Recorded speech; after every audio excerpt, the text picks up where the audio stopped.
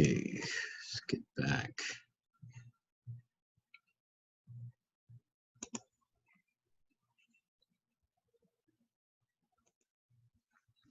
Let's see, I think I got a couple people trying to get in.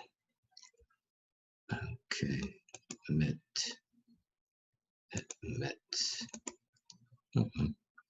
Assalamu alaikum. I want to thank you once again for tuning in to our Zoom Reparations or Afro-Descendant and Reparations Zoom meeting. Today we're going to cover a couple of interventions that the Honorable Silis Muhammad gave there at the UN.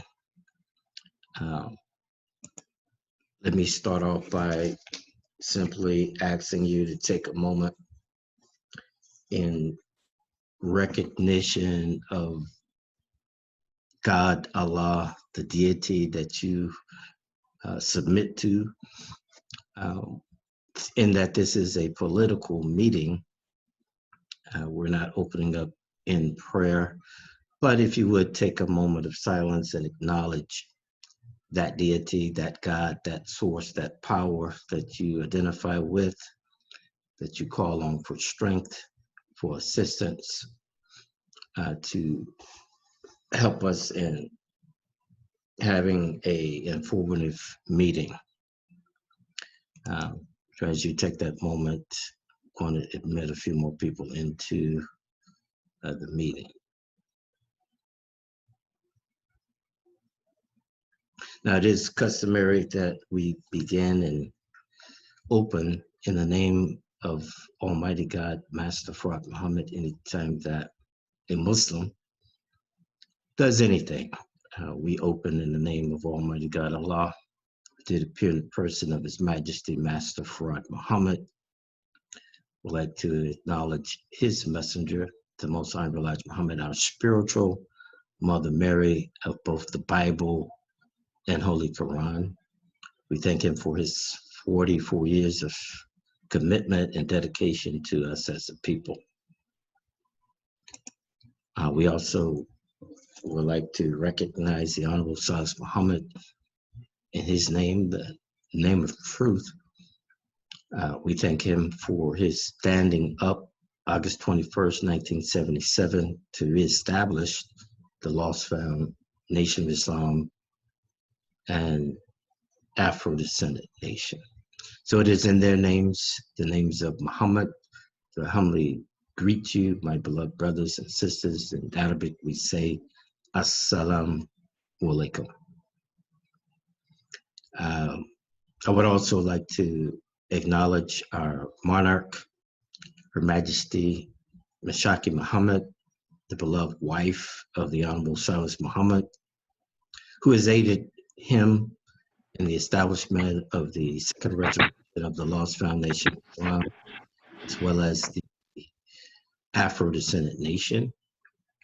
We want to thank her for her dedication and commitment, not only in the second rise, but also in the first resurrection, as she was a personal secretary to the Most Honorable Elijah Muhammad. I also want to acknowledge some of the dignitaries who are on this call. Before y'all came in, I want to acknowledge two of the former presidents of the Afro-Descendant Nation. One, Madam President Aisha Muhammad, and two, Madam President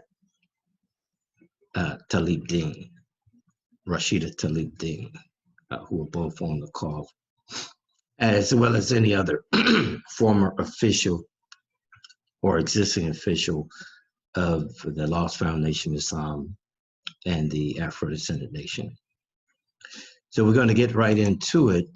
What I want to share with you is that this meeting is designed for making our people aware of the term Afro-Descendant. I feel that it is appropriate to define at every meeting what that term is. And then we'll go into some of the history of the founding of the name and the significance for the name and how we are to benefit from its use. Let's start with the definitions. Who and what is an Afro-descendant? The term Afro-descendants refers to descendants of people who, one, were forcibly dispossessed of their homeland, Africa. Two, were transported to the Americas and Slavery Diaspora for the purpose of enslavement. Three, were subjected to slavery. Four, were subjected to forced mixed breeding and rape. And five, have experienced through force the loss of mother tongue, culture, and religion. And six, have experienced racial discrimination due to lost ties or partially lost ties from their original identity. Now, these criterion for defining who and what an Afro-descendant are very distinct and are very important to us because it separates us from any other people. We do know that there is a projection in the Bible and Quran that there would come about a new people at the end or the close of the old world. So the scientists did predict that this people will come about at the closeout of the old world and the beginning of a new world.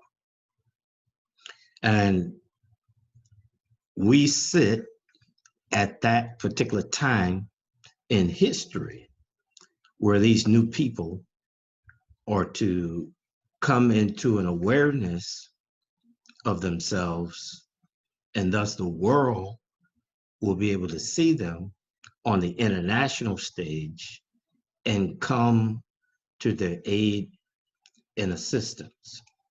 Because these people would be victims of the old world. They would suffer under the rule of the old world, be forced out of their homeland and scattered across the world, the globe. And what we're saying to you today is that these people who are now acknowledged and referred to as Afro-descendants are the people in question. And before we get done today, we should provide some evidence to that fact. Now, today I wanted to go right into an intervention that was given by the Honorable Silis Muhammad. For those of you who do not know what an intervention is, it is a communication that one has with the UN through one of its bodies or organs, be it working group, be it Human Rights Department or Commission. But one just does not get up and go and have a communication. There's a procedure and a process. Normally, one would have to get status in order to be heard by the UN. That status that we had achieved was a NGO status. That's a non-governmental organization status that was accomplished through an organization called CURE. That's Caucasians United for Reparations. And that's a significant point because this Caucasian group, United for Reparations and Emancipation, were spearheaded by a Caucasian by the name of Ida Hakeem. And she subsequently renamed her organization All for Reparations, and then turned over the leadership of her organization to the Honorable Silis Muhammad, which allowed for him to make much needed interventions on our behalf to the UN bodies. So we thank her and acknowledge her for having opened the door, if you will. We refer to her spiritually as Pharaoh's daughter. And she, in her own words, said that she saw the Honorable Silis Muhammad wailing in the water, or flailing in the water, floating in the water, trying to find a way in the UN. And she, because she was a Caucasian, was able to help him and assist him in getting into her father's house, Caucasian's house, the UN, run, operated. Yes, it's an international organization, but for the most part is run and operated by the superpowers, the Caucasian Western world. So she was able to get in and open the door for him. And as he got in, he began to make communications to this body. And I want to share with you one of the communications that he made after years of having gone back and forth to the UN. He spent quite a bit of time going back and forth, trying to make communications. And there's one communication that I want to point out is on the website, allforreparations.org. And you're free to visit the site. And if you would, click on the AFRI documents. And we're going to start with the one that's called the Oral Statement to the UN, 2008. And I just want to read it for you real quick here.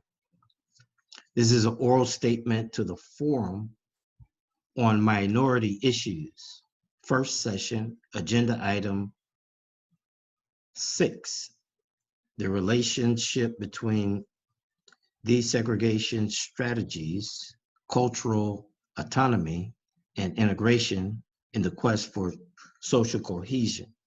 This was delivered December 2008. And if I'm not mistaken, this was the last intervention that was made by the Honorable Silis Muhammad. Now, note that the year 2008, we saw that same year that President Barack Obama was elected president. So as the Honorable Silis Muhammad for years, I think at this time he had been going for 18 years back and forth to the UN, and has made quite a number of inroads and progress for us as a people. The United States government plays the hand of naming a Black man president of the United States of America in answer to what was going on in the international community. Let's read. It says, greetings, Madam Chair, Madam Gay McDougall, experts, country representatives, scholars, and minorities. One of the purposes of this forum is the identification of challenges and problems facing minorities and states. We Afro-Descendants want for ourselves and for our children an education, especially now at our inception as an internationally recognized human family. We want an education in our original mother tongue. UN scholars state that language, not just any language, but one's mother tongue, is intimately bound with identity. Thus, the right to such an education is an identity right. Article 1, Section 1.1 of the Declaration on Rights of Persons Belonging to Minorities indicates states shall protect and promote the identity of minorities. The United States of America, mainly as well as other states, have breached this United Nations obligations. Since the abolition of slavery until now, Afro-descendants have been denied self-identity, education in our mother tongue. It is the very dignity we are without. The former slaveholding states have a duty to protect not only the existence, but the national, ethnic, cultural, religious, and linguistic identity of minorities. Mr. M. Sharif Barsanoni stated in his final report to the 56th session of the Commission on Human Rights that economic compensation, note the term, economic compensation for victims of gross violations of human rights shall be provided for any accessible damage resulting from violations of international human rights and humanitarian law. B, lost opportunities, including education. Since we were forcibly deprived of our mother tongue due to slavery and its lingering effects, we want compensation from those states, especially the United States, responsible for denying us an education intimately bound with our identity.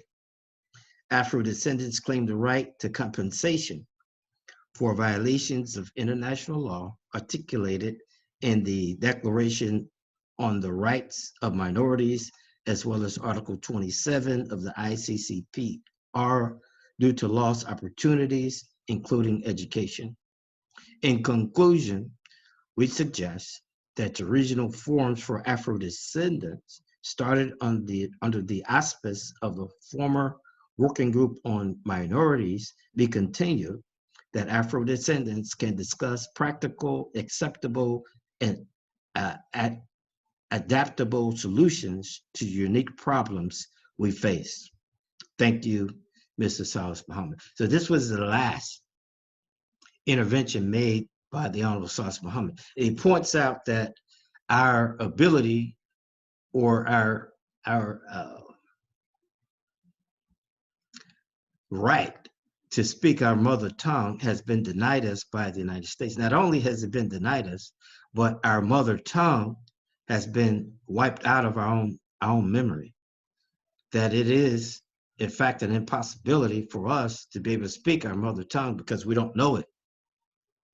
We have been robbed of it. And that's a direct violation of the international law that is outlined in Article 27, which the United States government did ratify and swore that they would protect the rights of these people. So we are, at that time in 2008, bringing this to the attention of the world, and the United States government's response was not to protect our rights, but to give us a Black president. And we had that Black president for 8 years. And that Black president must have been aware of what the Honorable Silis Muhammad had done in the UN, but he not once did he call for a forum, call for assistance for Afro-descendant people to be given their human rights, to be allowed to, given the opportunity to speak mother tongue or identify a language and a culture that we could identify as our own, distinct and separate from that of Caucasian America. We saw no attempt on his part to do so. But we do see the Honorable Silis Muhammad on the world stage calling for this at the UN. I want to also go to another intervention. This was an intervention we spoke on last week, where it's entitled A Regional Perspective on Afro-Descendant Quality of Life. And this communication was presented by the Honorable Silis Muhammad and then Attorney Harriet Abu Bakr. We know her as Mashaki Muhammad, our queen, and a cadre of men and women who supported and stood with the Honorable Silis Muhammad at the time. This was in 2002, where the Honorable Silis Muhammad and this cadre of men and women spoke to the fact that we in Ceiba, Honduras, met in 2002 after the UN said that it would set up a forum in the year 2001 for us to go and identify ourselves as a people. Now note that it was the Working Group on Minorities and other concerned parties that aided us in going to Ceiba, Honduras. A total of 19 representatives across the transatlantic slavery diaspora went there with the sole purpose of identifying ourselves as a people. And this document speaks to this. You can go to All for Reparations and Emancipation, and you can see this document. I don't want to read it. We read parts of it on last week. I also want to look at the written and oral statement that was given in 2006. And I do want to take the time out to read it because there's some significant information in it that I feel that is very important that we must address today. Let's look at it. There's a written statement to the 58th Subcommission on Promotion and Protection of Human Rights, Agenda 5C. It says here, for well over 9 years, we have traveled to Geneva. 1 second here. For 9 years, we have spoken to the Subcommission about the Afro-Descendant people. We know that we are a nation of people. History, all the wise scientists, and you in your hearts will bear witness that we Afro-descendants are an ancient people who descended from Abraham. Note now where the Honorable Silis Muhammad is. He's on the international stage now, and he is saying to the international community that we Afro-descendants are ancient people who descended from Abraham. We were scattered throughout slavery,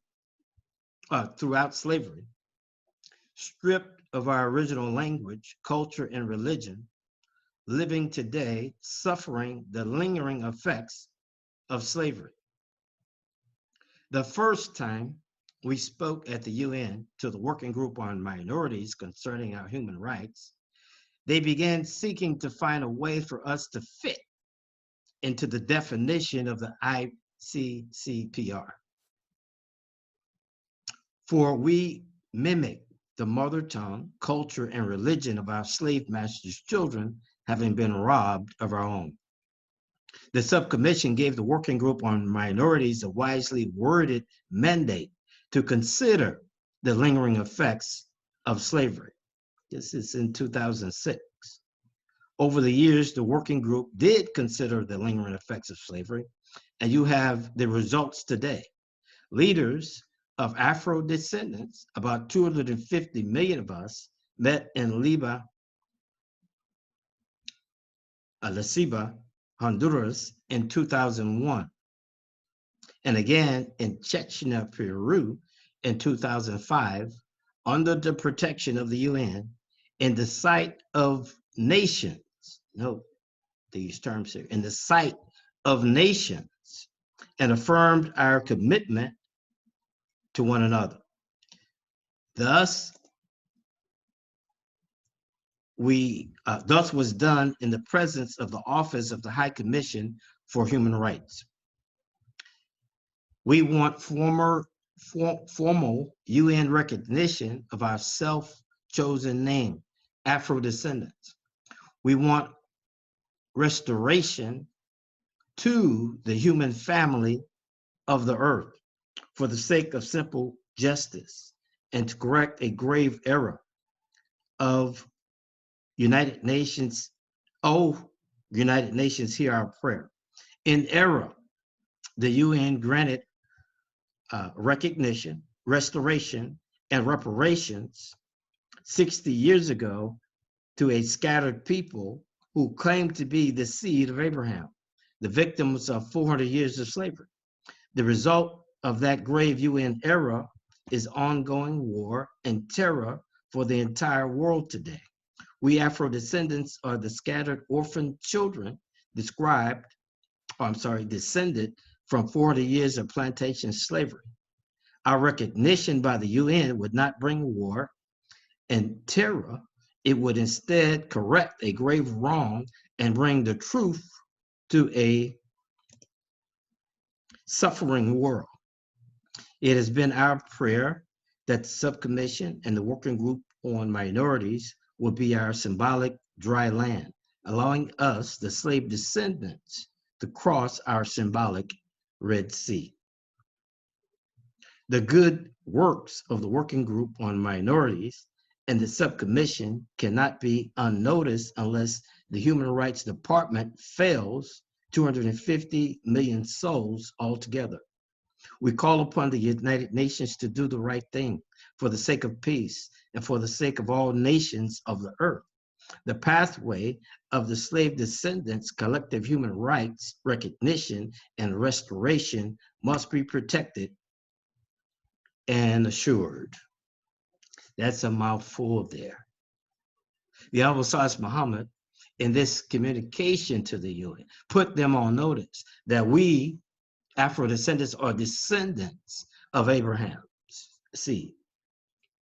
Not only that, he points out that the United Nations made an error when they recognized the Jews as being a chosen people and gave them reparations for 60 years or 60 years ago. And that now today there is war. We can bear witness that when the UN, United Nations, allowed for the Jews to go over there and Israel and set up that state, it was the League of Nations back in 1948, when they declared themselves independent and set up the state of Israel, they went under the false pretense that they were victims of 400 years of slavery. And they falsely claimed that they were the descendants of Abraham. Here now, the Honorable Silis Muhammad seeks to correct that misunderstanding and allow for us to make it clear to the world. Now, I don't know of anybody else, and those of you who are on this call, if you know any other man, woman, or child who has gone before the world and has made statements like this to the international community, please in the notes or raise your hand up. I acknowledge you.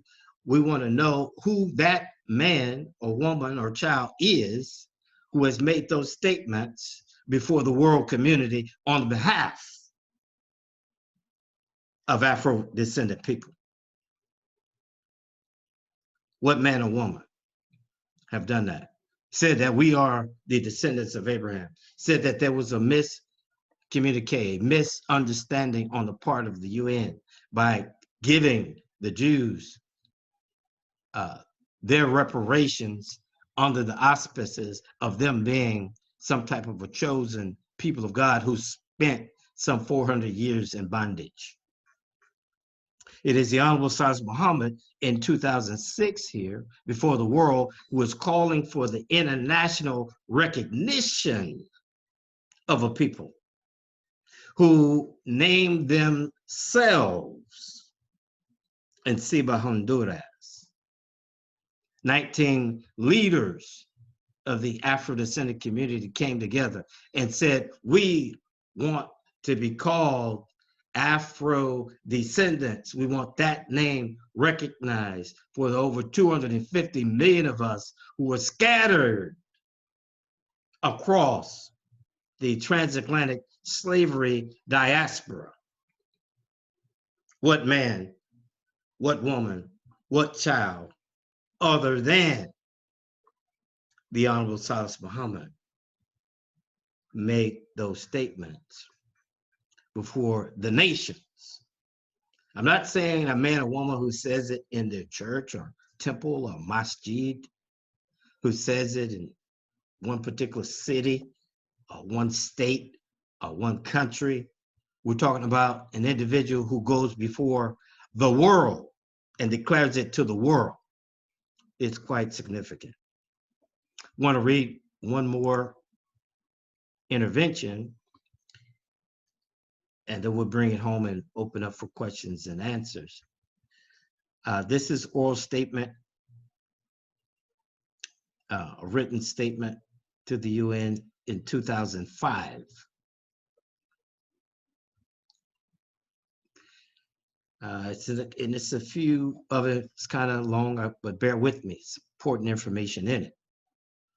This is an oral statement to the 57th Subcommission on the Promotion and Protection of Human Rights, August 2005. Agenda item 5C, prevention of discrimination and protection of minorities. The speaker here is Mr. Silis Muhammad. He begins. Thank you, Mr. Chairman.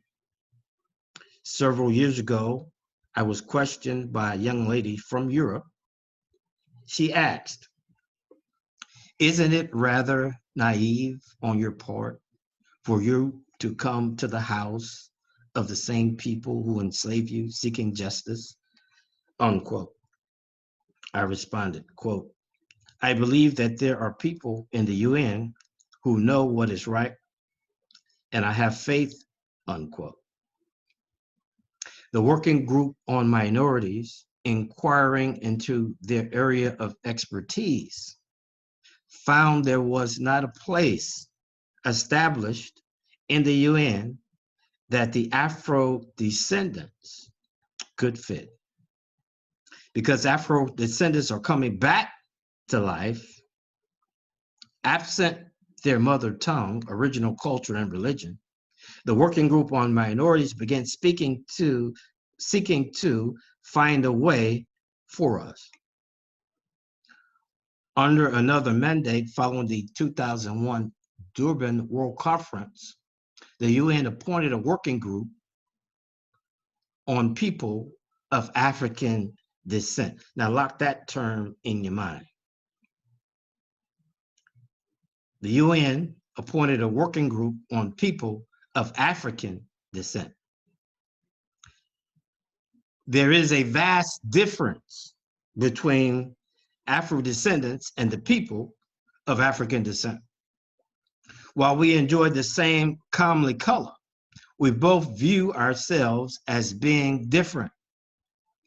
People of African descent still have their original identity, their mother tongue, culture, and religion, while Afro-descendants mimic the mother tongue, culture, and religion of our slave masters' children.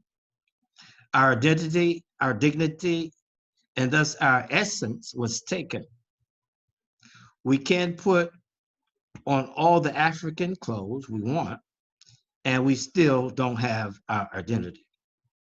We collectively are rendered a stateless, note the term, stateless, that means no land.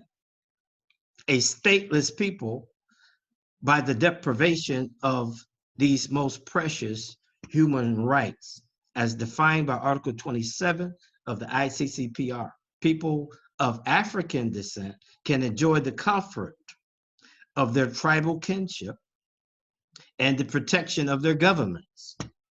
We Afro-descendants cannot. We have only the UN to look to in the hopes of protection. The Working Group on Minorities is instrumental in bringing us together. Some 250 million souls who have been left out in existence yet unobserved by the UN, but for the Working Group on Minorities. The Working Group on Minorities also view us Afro-descendants as being different from people of African descent. Is this a contributing reason why the Working Group on Minority is now under attack? And this was in 2005. In La Ceiba, Honduras, in 2002, the Working Group on Minorities orchestrated a seminar in which Afro-descendant leaders from 19 countries chose the term Afro-descendants as an identity. Since this date, we have been asking the UN to recognize our self-chosen identity, and the Working Group on Minorities has recognized us. Afro-descendants enjoy a permanent place on the agenda of the Working Group on Minorities. In this, a contributing, on behalf of Afro-descendants, we recommend that a Working Group on Minorities be given more power, not less. We recommend that our self-chosen identity, Afro-descendants, be recognized by the entire United Nations, by the governments under which we live. We further recognize sanctions against all governments that have deprived us for every day we have been so denied human rights. So here, the Honorable Silis Muhammad is calling for the international community to recognize the term Afro-descendants based on the fact that 19 groups, leaders of African descendants, have come together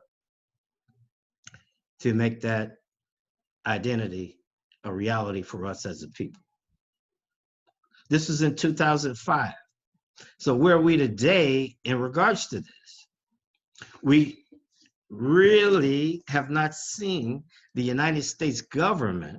Now, we have seen some in the Organization of American States, some of them, some of those South Central countries are using the term Afro-descendants. We have seen the UN use the term Afro-descendant. But the United States government is not using the term Afro-descendants. But they do use the term African descendant. Why?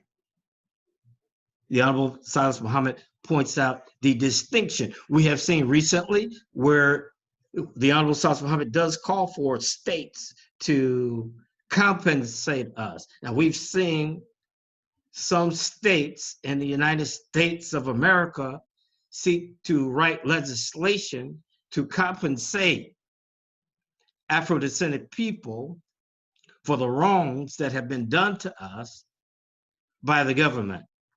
We see it in North Carolina. We see it in California. We see it in Houston, Texas. We see a call from some African governments calling for compensation, calling for Afro-descendants, but they don't necessarily call us Afro-descendants. They call us descendants or African descendants. And we want to point out to you that there's a difference. Those Africans, and we love our brothers and sisters, don't get me wrong. My attitude is not hostile toward the Africans. We have a peaceful, loving attitude toward our brothers and sisters who are Africans. We are from the African man. But we do recognize that we do not have our mother tongue. We don't have the ability to speak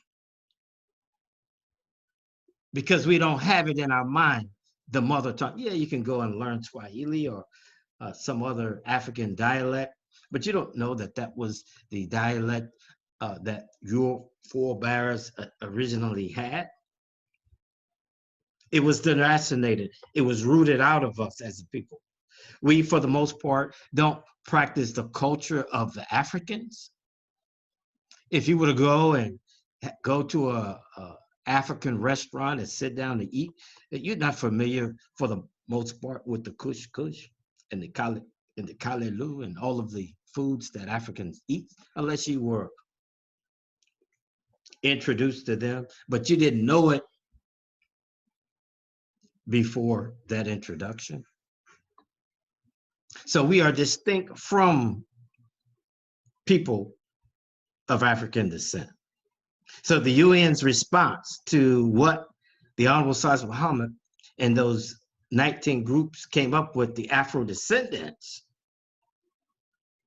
they declared a decade for the people of African descent to be had from 2014 to 2024. So we still got 4 years left in the decade of the people of African descent.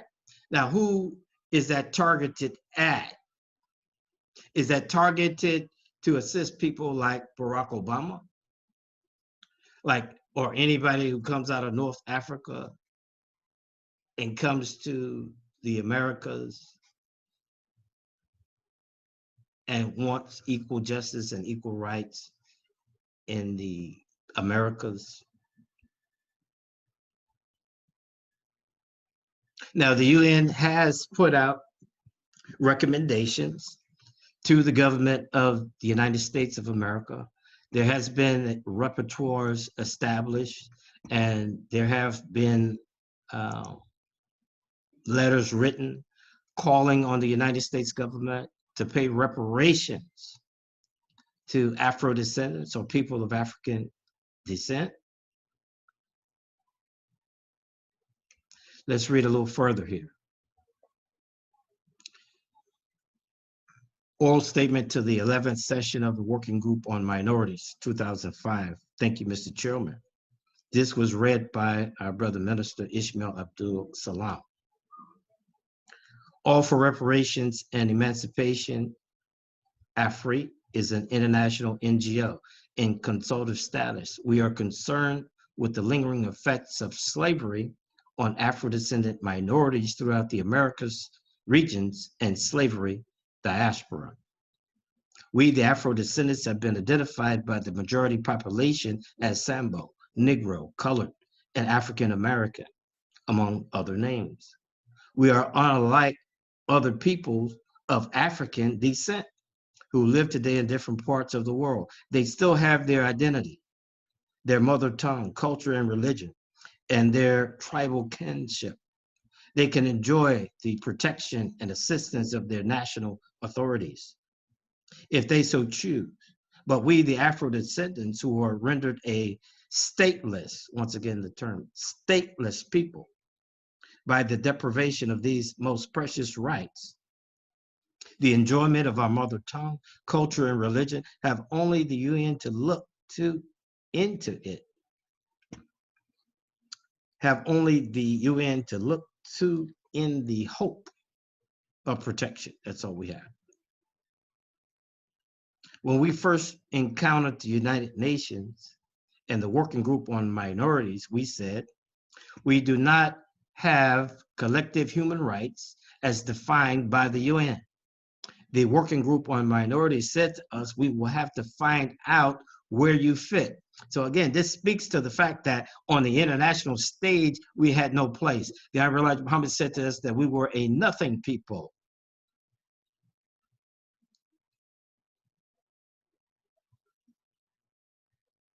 The Working Group on Minorities said to us, we will have to find out where you fit.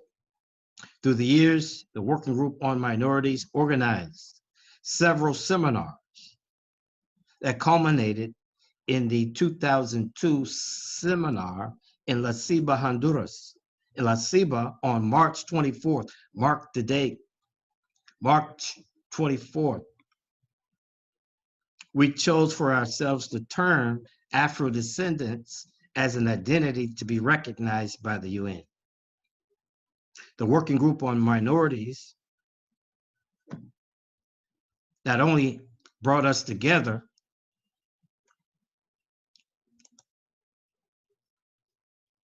it is the vital instrument that helped us to arrive at this identity, Afro-Descendants. When we reported that our mother tongue, culture, and religion were forcibly taken, and we questioned whether or not we had human rights, the Working Group on Minorities responded. The Working Group on Minorities is instrumental in igniting the torch of our definitive identity. For us, the Working Group on Minorities is the soul.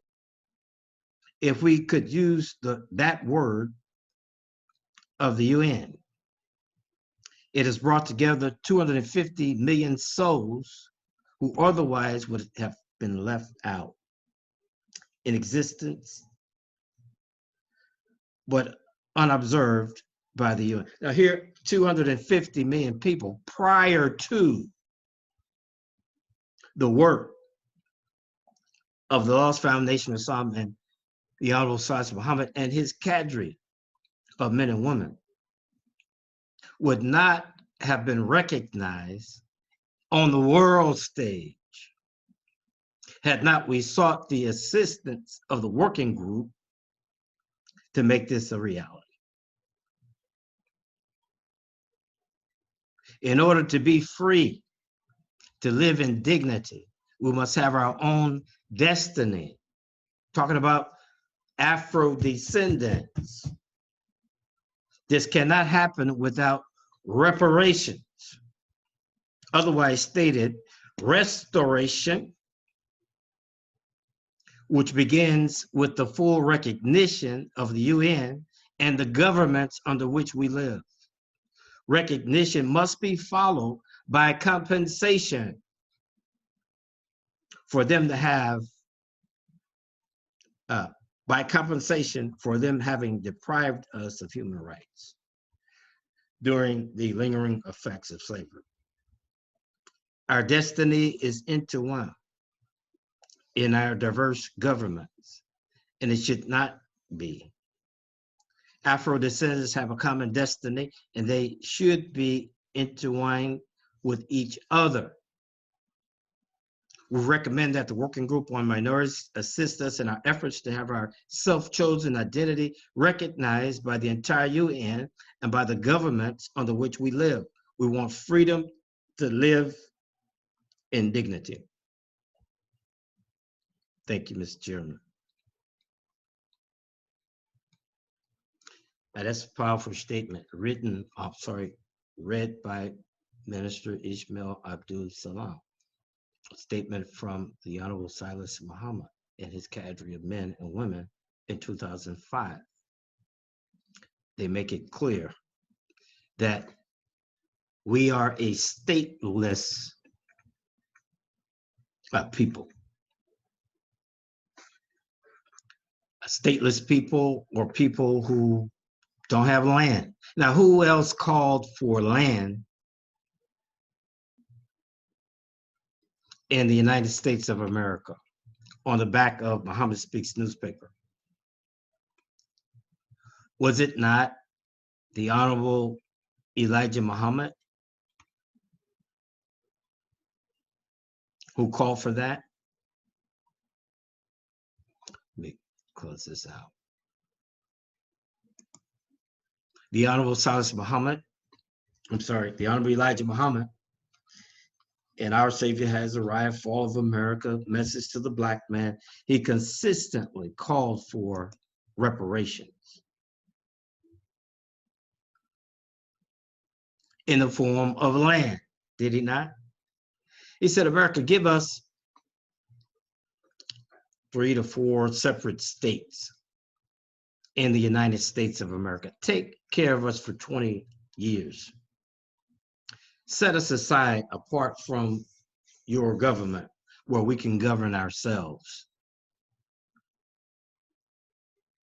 The Honorable Silis Muhammad points out in that intervention that we are a stateless people. We are people who do not have our mother tongue. And he's saying it throughout the world. And pardon me a minute, I want to just go to, because I stated in the beginning that there would be a people who would be called into existence.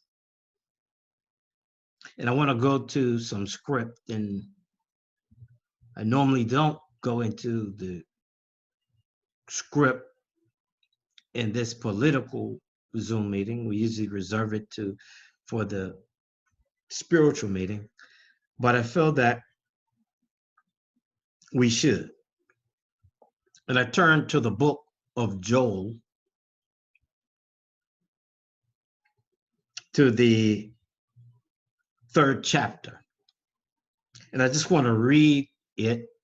And I want to ask you, do you see some relevance, some parallels between this script and what has gone on in the international community as led by the Honorable Silis Muhammad?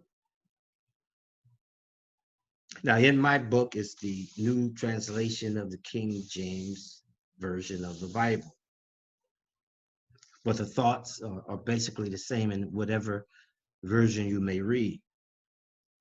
But it is titled Restoration of Israel. And the script reads,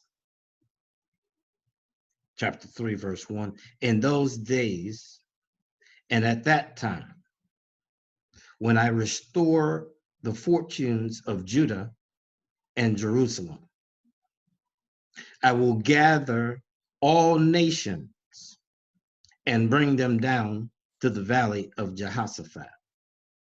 There will I enter into judgment against them concerning my inheritance, my people Israel.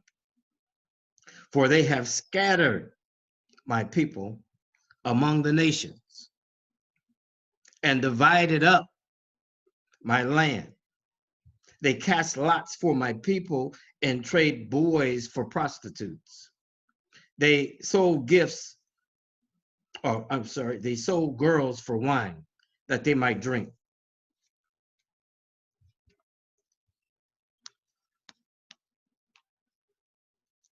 Now, what have you against me, O Sire and Sidon, and all you general regions of Philistia?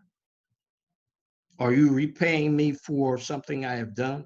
If you are paying me back, I will swiftly and speedily return upon your head, your own head, what you have done. For you took my silver and my gold and carried off my finest treasures to your temples. You sold the people of Judah and Jerusalem to the Greeks, that you might send them far from their homeland. See, I am going to rouse them out of the place to which you sold them, and I will return on your own heads what you have done. I will sell your sons and daughters to the people of Judah, and they will sell them up the Sabine, a nation far away. The Lord has spoken. Proclaim this among the nations. Prepare for war. Rouse the warriors. Let all the fighting men draw near and attack. Beat your plowshares into swords and your pruning hooks into spears. Let the weaklings say, I am strong. Come quickly, all the nations from every side, and assemble there. Bring down your warriors, O Lord. Let the nations be roused. Let them advance into the valley of Jehoshaphat. For there will I sit to judge all the nations on every side. Swing the sickle, for the harvest is ripe. Come trample the grapes, for the winepress is full. and the vats overflow. So great is their wickedness. Multitudes, multitudes in the valley of decision. For the day of the Lord is near in the valley of decision. The sun and the moon will be darkened, and the stars no longer shine. The Lord will roar from Zion and thunder from Jerusalem. The earth and the sky will tremble, but the Lord will be a refuge for his people, a stronghold for the people of Israel. Then you will know that I, the Lord your God, dwell in Zion. My holy hill, Jerusalem, will be holy. Let's just bring it home, brothers and sisters. The script says that all nations would be gathered. If we look at the nation, the United Nations, is that not a place where all nations are gathered? So as we look at a place where all nations are gathered, we can agree that that would be the UN. We have not seen in the history of our planet, other than at the UN in this modern day, where all nations are represented. There's approximately 135 some odd nations represented as nation states at the UN. So if the script says all nations will be gathered, we need to find out where that place is. You can find nations gathered at the General Assembly, at The Hague. You can find them here in New York City, in the United States of America. The Honorable Silis Muhammad went to the UN, where all nations are gathered, to speak on the behalf of a people who have been wiped out of the history, who were not recognized on an international stage, a people the Honorable Elijah Muhammad says had become a nothing people, a people who were victims in strange land. The book says, whatever my people had been scattered across the nations. What other people other than Afro-descendants have been scattered across all the nations, North, South, Central America, other than we? And now the scripts call for a gathering of the people. A gathering of the people. Can we now see that script fulfilled in the actions of the Honorable Silis Muhammad and the other 18 groups that were represented in La Ceiba, Honduras? Did they not come together? And did they not come up with an identity, an international identity for themselves? Across the transatlantic slavery diaspora, we declared to the world that we are Afro-descendants. Were they not recognized? Yes, by the UN. The Working Group on Minorities recognized these leaders and accepted the name that they gave, Afro-Descendants, in 2002.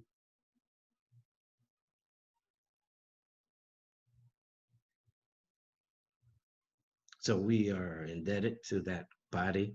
No longer exists now. In fact, we saw a tearing down of the Human Rights Department after the Honorable Silis Muhammad was done. They dismantled the organization. They tried to tear down the relationships that we had established in the UN. They promoted their own agenda, the working group on African descendants, with the hope that we would be lost still yet again.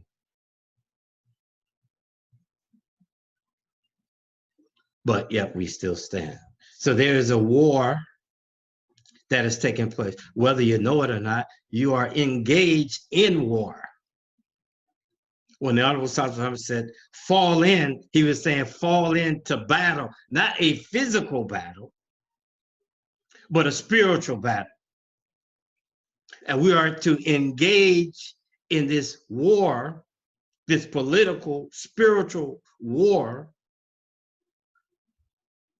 declaring our identity and our existence as a people with the hopes and aspirations of achieving self-determination under the term. This is why it's important that we have an identity, that we can all, the 250 million of us, can all relate to and fall in under. No longer can we allow for ourselves to be divided under different names.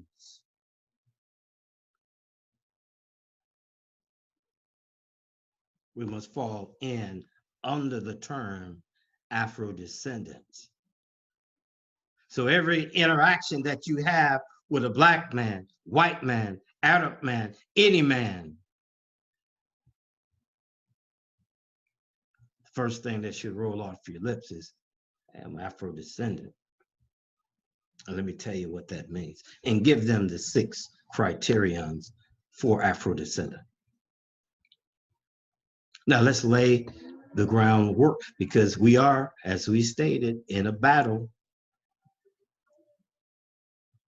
We now, as we are resurrecting from our spiritual grave and are seeking identity and recognition, we have our brothers and sisters who are in Africa who are resurrecting from their spiritual grave. And they are calling for reparations at the same time that we are against the same people. But we don't want to be swallowed up into the term African descendant.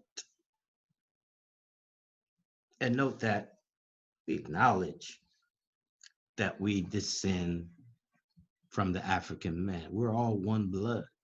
The Honorable Muhammad has taught us that we are the original man. But politically, we are distinct and different. There's a difference in that we had undergone 400 years of slavery. And if you read in the script, it says that as the Honorable Silis Muhammad in the first intervention I read, identified us as being descendants of Abraham, there was a promise made to Abraham in Genesis 15:13, saying, know of a surety, Abram, that thy seed shall be strangers in a land that is not theirs, and they shall suffer there. They shall be afflicted there. They will serve there. The only people to have done that would be the people now called Afro-Descendants. Every African did not go into bondage in slavery, plantation slavery. So there is a biblical difference between the two. God would go to the people who would spend 400 years in bondage, bring them out, claim them as a people. And that has happened with us. The Afro-descendants here in the United States of America, we have been victims of 400 years of servitude slavery. Even the current president of the United States acknowledges our 400 years of servitude in a law called the 400 Years Act. So we fit the script. We fit the description of that people. They're just called, in reality, in the real book of life, not the Hebrews, but the Afro-Descendants. In the real book of life. And we have to keep that in mind, that the Bible and the Holy Quran are mere reflections of the real book of life. The real book of life, that which we live and breathe today in our existence, cannot be put in a book. You can only have aspects and moments of it. You can have some scripts reflecting it. But that real book of life, that which we're living today, is paramount. Our forefathers simply wanted to project and give us a guide, give us a clue as to what to look for at this particular day and time. So they wrote about it. We say some 25,000 years in advance, some moments of it. They couldn't write everything. They could only give us some scripts, some parts of it. But we are today living the book.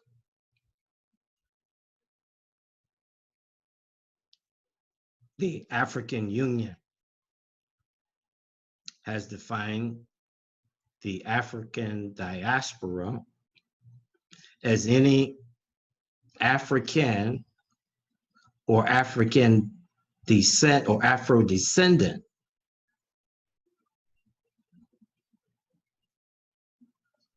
and they claim that there's approximately 350 million across the globe. There's an initiative by the AU, African Union, to have and subsume all people of African descent into an agenda they call 2063. It's an economic, social, political agenda that's aimed at unifying all people of African descent across the globe. And because we are a people who fit under that umbrella, I think that it would behoove us to send representatives. There's some 55 nations in the African Union. Oh, Africa is on the rise. Africa has the wealth of the world in its borders. The gold, the silver. And the book spoke to that. How you would go and divide my country. It was the Caucasian people, the Western world, who divided Africa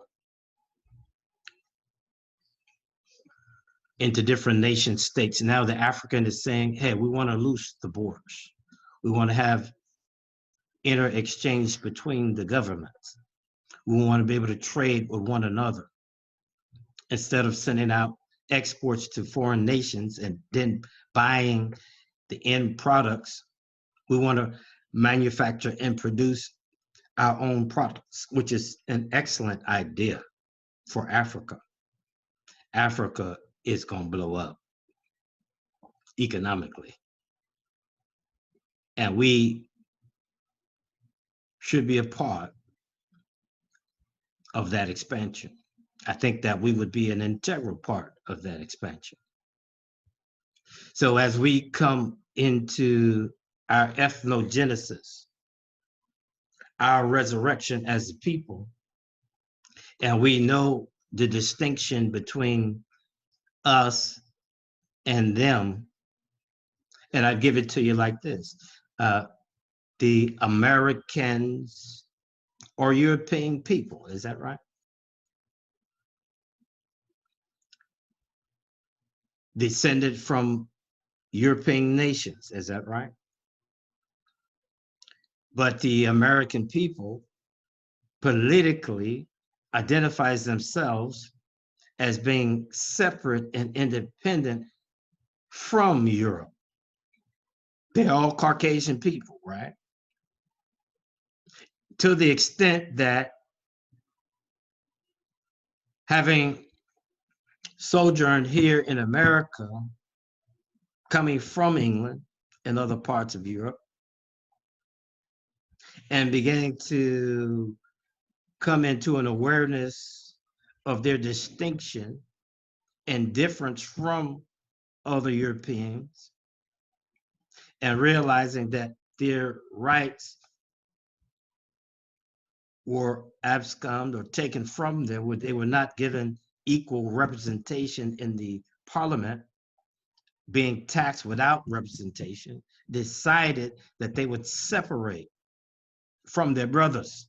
So in that same spirit, we acknowledge our brothers and sisters in Africa, but we must also acknowledge the distinction and the difference between the two. But in that same spirit, we can reach out, as the Honorable Elijah Muhammad said, we must reach out to our brothers and sisters and become a part of the human family of the planet Earth, but not losing our identity, not being subsumed into another group. We want to hold this group of Afro-Descendants because they are unique, they are special, they had been victimized for 400 years. There was something that took place in their psychic that is to benefit the world. We have been forged and purified in hell in order to come out as pure gold. So there's something that we must offer to the nations. The script says that these people will be a blessing to all the nations. And you look at the nations of the world today, they look and recognize us as being a special people. Everything that we do, the clothes we wear, how we sing our songs, has become an international phenomenon. And everybody is following after the Afro-Descendants. So why not take your lead? Why not formalize yourself as a collective? And we have, for the most part, we have constitution, we have government, we are a nation state in waiting to acquire land. So we're calling upon all of our brothers and sisters who are within the slavery diaspora to join on under the auspices of the term Afro-Descendant. The script says that multitudes in the valley of decision. We're calling on the international community. We're calling on the United States of America. We're calling on every Black man, woman, child who are in the United States of America and throughout the diaspora to accept the term Afro-Descendants and spread it like wildfire throughout the community, whereby we can get and gain our compensation, our restoration, our reparations while we live. With that, I end and close in peace. Assalamu alaikum. At this point, I want to ask those of you who are on the call, who'd like to make a statement or comment or ask a question, especially those of you who this is your first time on the meeting and you may not be familiar with the term and would like to have more clarity, please ask a question. Or if you care to make a statement, you're free to do so at this time. Is there anyone?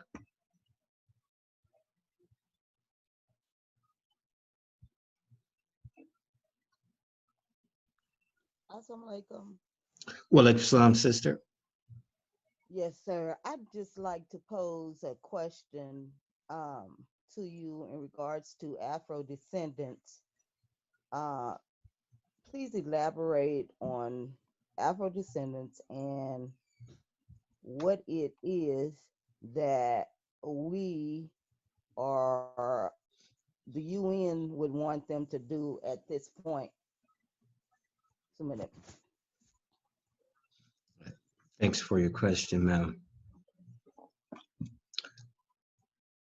And in my judgment, I believe the last communication from the UN as it relates to our issue was given, I believe it was after Floyd's uh, death. They made statements to the fact that the United States government that this was a lynching, a modern day lynching, and it only spoke to the ongoing lingering effects of slavery, and that reparations should be paid to us as a people. But the UN, in my judgment, has stopped short of assisting us in becoming independent. And I would submit that there is a political agenda and reason why they are not pursuing that avenue. Now, the Honorable Silis Muhammad has made it clear that we should be made, or that the UN should recognize the term Afro-Descendants, and they have, and that all of the nations or governments where we are domiciled should recognize that term that we came up with, Afro-Descendants, and that we are a stateless people, and that we should be given the right or allowed to fulfill our rights to self-determination, which is to become an international entity, which is a state. So recognition, compensation, and statehood are our agendas. I believe that the UN, and namely the United States of America, is not pushing for the nation state. They're calling for reparations. They're calling for recognition of the term, but they stop short of calling for a nation state for Afro-descendant people. On the part of the United States, I think that because they support the state of Israel, and the UN as well supports the state of Israel and was instrumental in the state of Israel acquiring land and statehood. As the Honorable Silis Muhammad pointed out, to back and support Afro-descendants as the descendants of Abraham and call for an independent state is contradictory to their formal position. But I would submit that ultimately that is what's going to occur, because there are approximately 135 nation states in the UN. And I would think that once the word is out, that the majority would support us. But what we must do, and it's all contingent upon us, what we must do is get the term accepted amongst our people, organize our people under government and under constitution where we can be heard as a group. We must have the numbers The Honorable Silis Muhammad has done all that he could do as an individual to forward and promote our position. He got us the name. But that name must be fulfilled and recognized by the people. There must be a marriage of the people to the name. And once that occurs, I think we'll be well on our way to getting the recognition. So I think a good step for us to pursue is to make our people aware of the term, educate our people on the term Afro-Descendant, give them the history, give them the background, and then point them in the right direction. The right direction is to come under the auspices of that name in the form of a government. So we've tried everything else except government. We've tried organizations, we've tried religion, we've even tried to set up homesteads in the United States and other places where we're domiciled, but we have not sought and tried government. Now, the United States of America did make a couple of attempts to set up abroad in government, but it was puppet government. Sierra Leone and the other township that was set up for descendants of slaves back in Africa. That wasn't the first, this is not the first time that we're seeking to reunite with our brothers. We've done it in the past. The United States government has assisted us in that, but it was a puppet government. We don't want to be a puppet government. We feel that with the expertise that we have as a people, that we have everything that we need within our group of people, Afro-Descendants, to formulate, to construct, to realize a nation state. It's just a matter of us coming together. The vision of the dry bones in the valley coming together. That is the fulfillment of government and nation state. All of our people saying, well, you know, let's put our religions in our back pockets. Let's come together and unite on a agenda that's going to help us get food, clothing, and shelter, provide our basic physiological needs. And once those needs are met under government, then we can debate religion. But there should be freedom of religion. Let's get a response from, I think that's wherever that is with the Yes. Galaxy J Star. I think you had your hand up. Go ahead. Yes, sir. I just wanted to ask one more question about the track that we should be on. As Afro-Descendants, I was listening to, in order to receive reparations, that is, I was listening to Claude Anderson this morning, and he spoke of that. He spoke of the track that he feels that we need to follow as Black African Americans, what have you, or Afro-Descendants now, of course. He feels that we should follow the track of the Indians. He said some people are following the track of the Japanese and different people who have gotten reparations.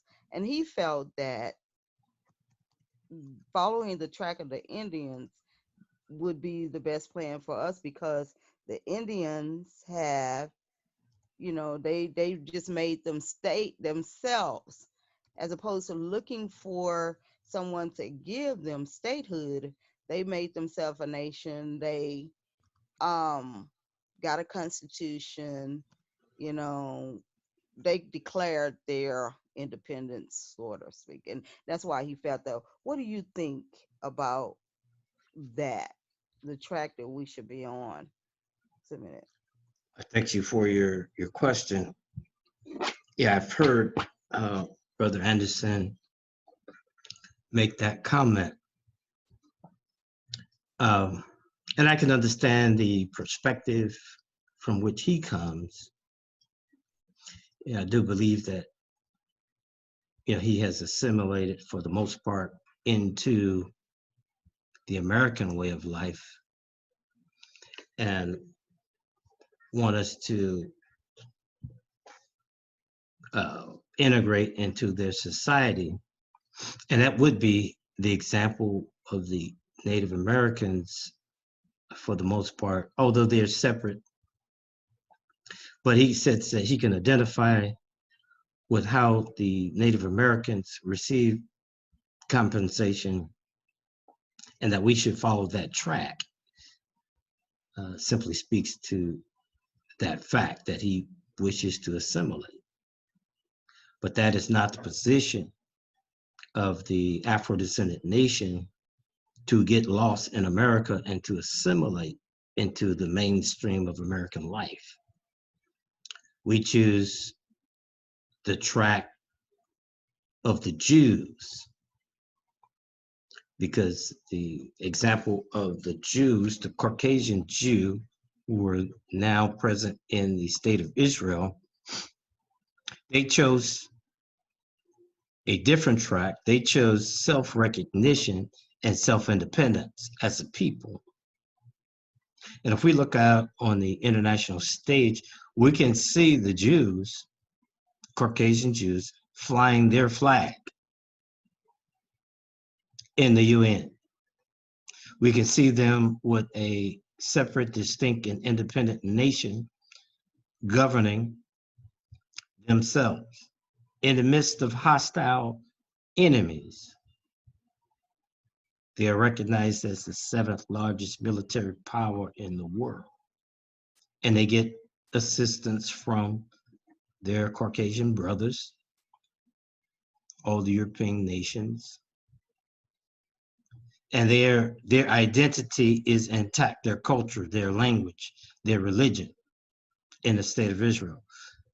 But the Native Americans, you look out on the international stage, you don't really see them flying a flag at the UN. They are recognized as indigenous peoples in the governments that they are domiciled in, but they're not separate and distinct. Yes, they practice their culture, their way of life. They're still allowed to do that on a plantation, but they're still under the governance of, in this country, the United States of America, or in Canada, under Canada, you know. So we don't want to have that as an example to follow. They got, in terms of reparations, what they call reparations, educational grants, where they could go to school and get a white man's education. They were not given grants to establish facilities or universities of education that would teach them their own culture and be educated by their own people. They got healthcare grants that would allow them to go to the white man's hospital and seek medical treatment, but no money to set up and establish their own medical facilities and create their own doctors, educate their own doctors, and take care of their own people. So the call for, in the John Conyers bill, the call for education and healthcare benefits is contrary to what it is that we seek. We don't want education. We don't want healthcare benefits to count as reparations for us as a people. Do we need healthcare? Yes. Do we need education? Yes. Well, as opposed to giving us a grant to go to your hospital or to your university, give us the money to establish these institutions for ourselves. Or better yet, allow us to have a land base where we can build these institutions for ourselves. See, we want to create repositories whereby we can hold the money in our community. We don't want a check and then that check rolls out into the Caucasian community the very next day. We want those monies to remain in the coffers of the Afro-Descendant government. So any form of restitution or reparations should be had in the form of land that would be able to facilitate the amount of, or the number of Afro-Descendants who are willing to become a part of that government. And I don't want to frighten you. Many of our people get scared. They're frightened when they hear another government. You want to leave America? Oh, that sounds crazy, you think. But it was the United States government that came up with the idea. You saw under Abraham Lincoln, he said to a group of Black men, hey, why don't you go and set up government for yourself? Because anywhere you live in America, the ban is on you. Discrimination is set against you. And you know this to be a truth, Black man and woman. So why don't you go? If we're complaining about police brutality, if we're complaining about not having equal access to the government, then we should go and set up government for ourselves. Or are we less than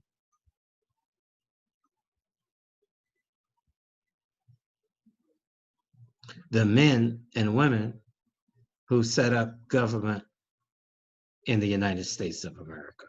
They made that decision. They said, let's do something for self. Let's break away from our brothers and sisters and create something for ourselves.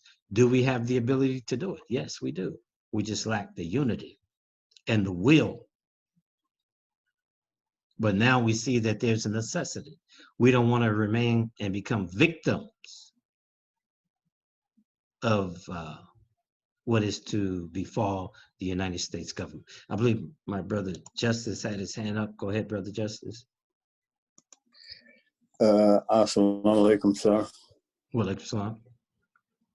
Yes, so just, well, I want to thank everybody that's on this call today for tuning in and joining our Zoom call here in Houston, Texas.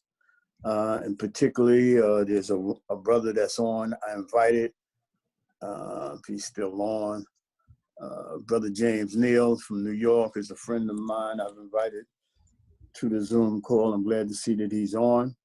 And I want to say thank you and appreciate your support. Again, I want to thank this forum. This is a part of the, one part of the forum that has, that I'm thankful for because since these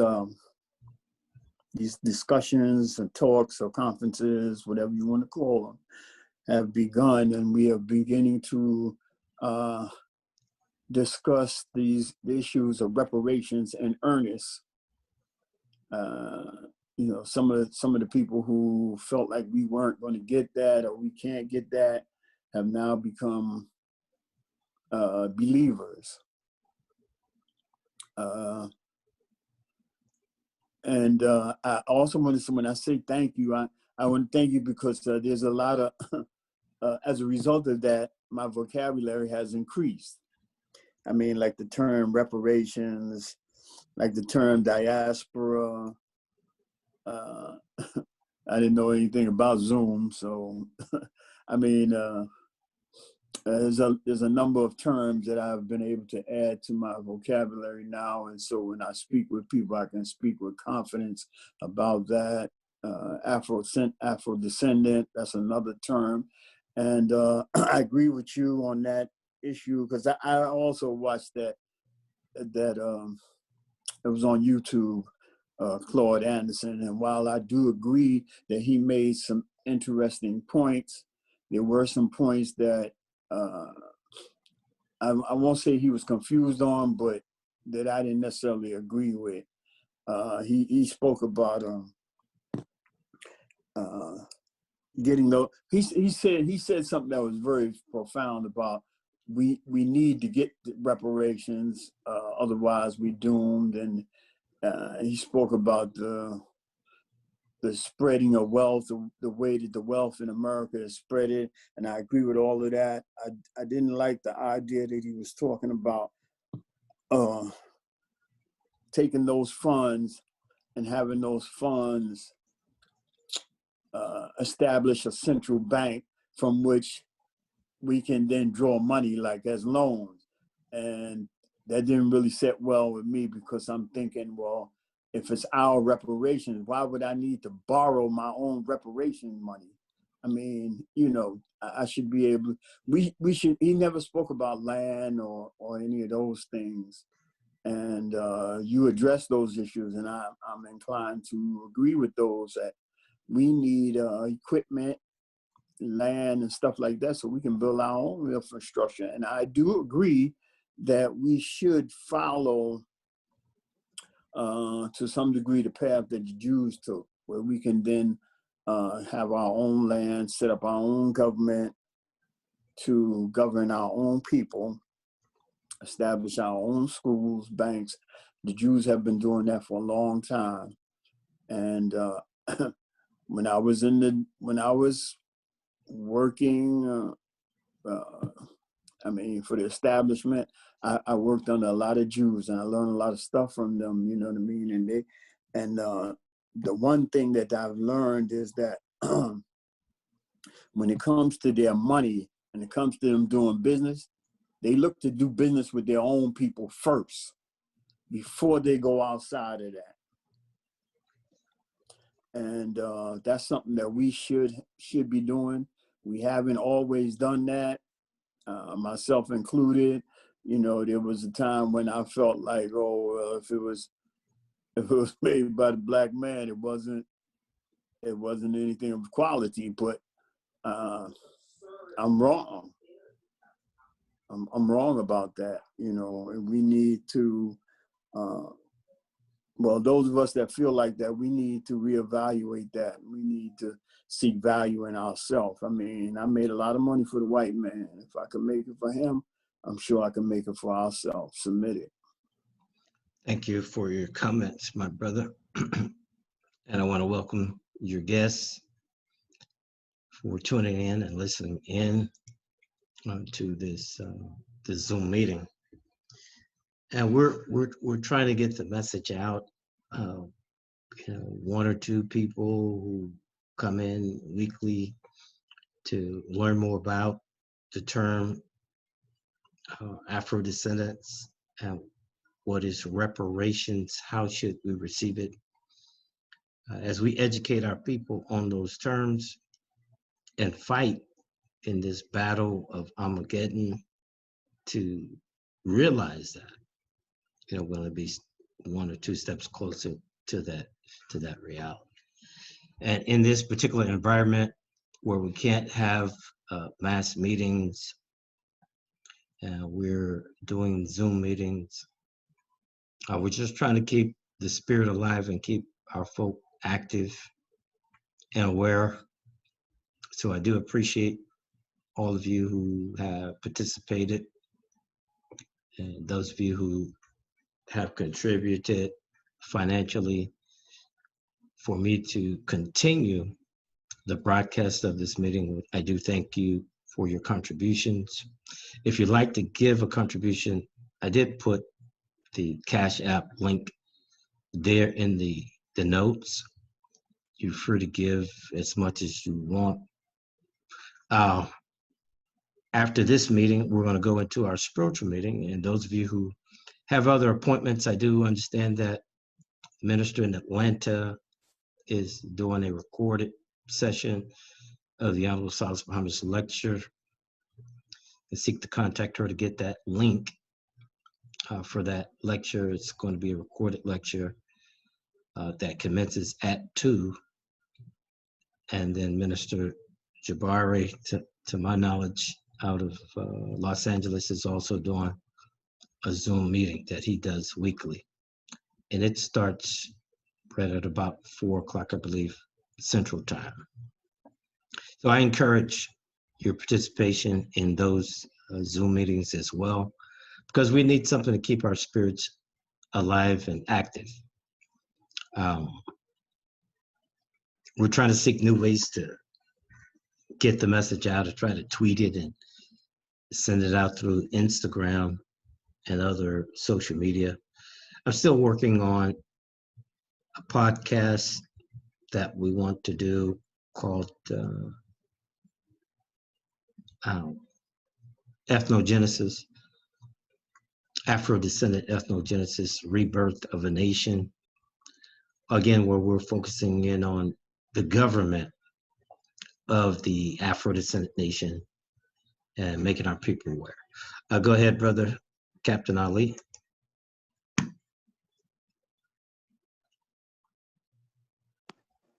Assalamu alaikum. Wa alaikum salam, my brother. The information that you gave is very important. It's been, and it's good that you doing this on a consistent basis, informing our people on what's happening and what has happened in the United Nations. I have a question. Can you explain to our audience what it would look like? I mean, if we had, our own land, with our own government, the opportunities that they would be able to do, and the things that we would be able to accomplish. Could you explain that, sir? That's my submitted. Thanks, sir. Yes, sir. Definitely, I can explain that. But before I do that, I just want to acknowledge a personal friend of mine who just came in on the Zoom meeting. Old college brother. Go back a long time ago. We used to call him Low Down Brown, but he was a good brother. Glad to see the brother respond to the Zoom meeting request. I'm sure there's a lot of information we'll be going over, brother Marcus, that you might find quite informative. Thanks for participating. To answer your question, brother Captain, the importance of the term Afro-Descendant and how we can use this term for the betterment of our people is the fact that we have known that we have been divided, and we have had different names: Black, Negro, colored. And under these different names, we also had a different political philosophy. We're moving in separate directions. And in like manner with religion, some of our brothers and sisters who are Christians or Hebrew Israelites or Muslims, atheists, we all have different philosophies and are pursuing different directions. So what we want is unity under one term, and that one term would be the Afro-Descendant Nation, because that term Afro-Descendant is an international term that has been recognized by the international community. And we've gone over at the early part of the meeting different communications that were given by the Honorable Silis Muhammad in the international community, interventions that reflected that term. So the UN recognizes us as Afro-Descendant people. And as we discussed in the scripture called that all of these people who had been scattered and divided would come together. Well, how do they come together? They come together by accepting an identity that is common to them all. Just like the separate states of the United States who they came in under 13 colonies, separate and distinct colonies. They came together under one identity and called it the United States of America. And as a result, they was able to bring together the East and the West, and to stand as one state, one government. And we see the results of that, the economic prosperity, by having identified themselves as one. In like manner, once we as a people say, well, yeah, I can be a Christian, I can be a Buddhist, I can be a Muslim, I can have a different religion, but I am Afro-Descendant, that we're all one people. Then and only then can we realize our economic development as a people and call upon the world to assist us with the right to self-determination. And we take that right for granted. Many of us don't even recognize that we have lost that right. They never even entertain the idea that me as a Black man in America, that I've never been given the opportunity to decide what I want to be. Whether I want to be a United States citizen, where I want to have independent government that I can call my own. That question was never placed before us as a people. And now we're saying that day has arrived, that we are recognized in the international community as Afro-Descendants. We have organized ourselves here locally in the United States government as a government called the Afro-Descendant government. We have written constitution, and now we're calling on membership from our people to come in and become members of that body. And once we populate it with enough people, we would be in a position to call our own shots. Submitted. I hope that I did answer your question, Brother Captain. Well, the question that I had was, what are the benefits of having your own nation? What are the opportunities that as we develop, when we get fighting for what we're fighting for, a land of our own, to, and establishing a government of our own, what would that look like? How, and the things, the opportunities Black people would have. This is what I was asking. If you have time enough to answer that, submit it. Yes, sir. Thank you for the clarity. Let me see if I could paint a picture. Well, just like any government that you might see, we just take the one that's before. It's the United States of America. For the most part, it is the acquisition of land that is the most significant benefit to us. And once we acquire a land base, but if you look at the land base of the United States of America, it is the source of all of their prosperity. I can recall working out of Odessa, Texas, and driving from Houston to Odessa across the desert and seeing the Permian Basin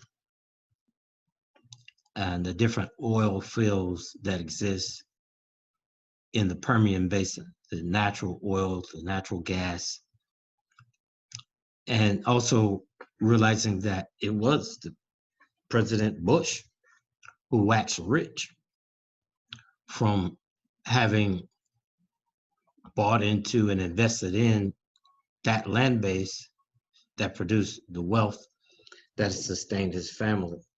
My point is that it is the acquisition of land, and that's why the Honorable Elijah Muhammad firstly said that we must have a piece of land that we can call our own. That is the first thing we must acquire, is the land. And from that land base, we can institute government that will facilitate prosperity for us all. And this wise, through the government regulations of the natural resources of that land base, we can create business opportunities for ourselves, like we see here in the United States, farming industry. where we can grow our own food, the cattle industry, where we can grow our own meat, chicken farms, cattle farms, the metal industries, where we can pull out of the earth the metal resources that we need to build infrastructure, such as housing and roads and railways.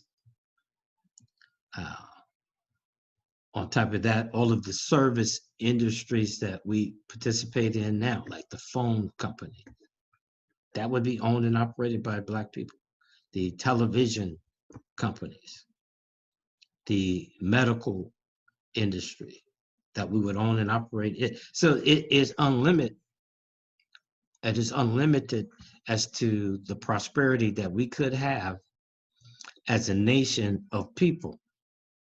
But in order to realize that, we must escape America and go somewhere on the face of the planet that we can call our own. Now, other than that, if you decide and say, well, hey, I don't want to leave. I don't want to leave America, and you're seeking to gain and earn your riches here in America. A lot of our people have already done that. We're not saying that you have to give that up. We're not saying that you have to give up your citizenship in America. We're saying that the Afro-Descendant Nation calls for dual citizenship, where you can be citizen or member in the Afro-Descendant Nation and a citizen in the United States or France or Germany or Britain or Jamaica or Honduras or wherever you may be domiciled at current, but you can still support a government structure outside of where you are today. So what we saw in the development of the United States of America in terms of its industry and its wealth building is what we can have. We saw some glimpses of what we could do. The Honorable Elijah Muhammad gave us an idea of what we can do when he produced an $88 million structure called the Lost Foundation yourself. It was only a glimpse, an idea, a small example of what we could achieve. But the eye have not seen, the ear has not heard what Allah has in store for us as a people once we leave America and are able to use our own mind to manifest a world for ourselves, because this is what we're challenged with. What we see before us today in the Western world is an idea and a thought that came out of the mind of the Western man, the Caucasian man. He visualized it and he manifested it and created it. Now, it is economically great, but morally bankrupt. At the same time, they have modern advancement in technology, but moral decay. So it's doomed to fall. So what we are to envision is a world based on freedom, justice, and equality. And the Honorable Elijah Muhammad teaches us, and it is verified in both Bible and Holy Quran, that there would be no end to the progress and the production of us as a people, because we are going to bring into existence that which the world has not seen, that still is within us, in our thoughts, in our DNA. Our children, once on their own, once independent, once we bring them up in our own institutions, will think thoughts that we have not thought. And those thoughts are things, and they will bring about a world that we haven't seen. And you may say, well, brother, you dreaming. Okay. But they dreamed, the Caucasians dreamed a dream. Man, it was rough for them. This place was a wilderness.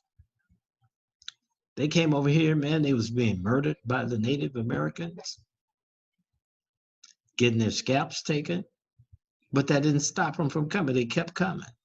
They vote, and eventually they overcame the natives and put them on a reservation and built up this wilderness into a modern metropolis that the world is now marveling after and saying, wow, look at this. We can do the same because we helped him build what he has. It was our thoughts and our minds that aided him out of necessity achieve what he has. And it's one of the reasons why they really don't want to let us go. They really don't want to see us go and build something for ourselves because they are in fear of that we would outproduce them and turn the world against them for what they've done to us. Submitted. I hope that I answered your question. Are there any other comments or questions?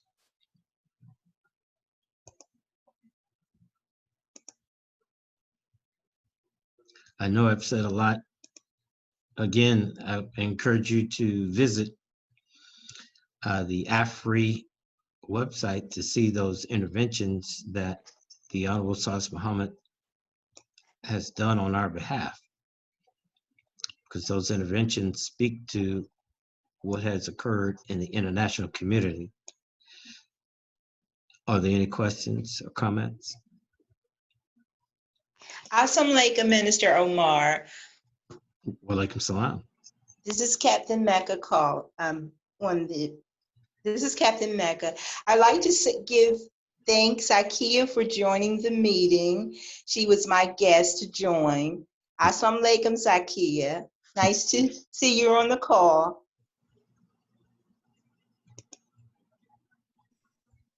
Yes, ma'am. Sister. Walaikum salam. And yes, welcome, Sister Zakia. We do appreciate you participating. Did you have a question for us, Sister Zakia? Not a question so much as a comment and or observation.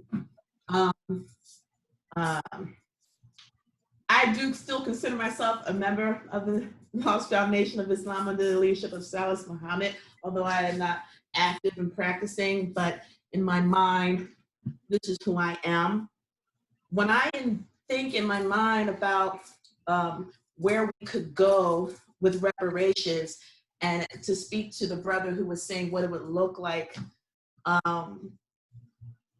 in terms of following what the Jews did, I think sometimes that seems daunting to people, and it seems a little scary because they kind of just went and took over somebody's land. I don't think that's what isn't on the minds of our people, but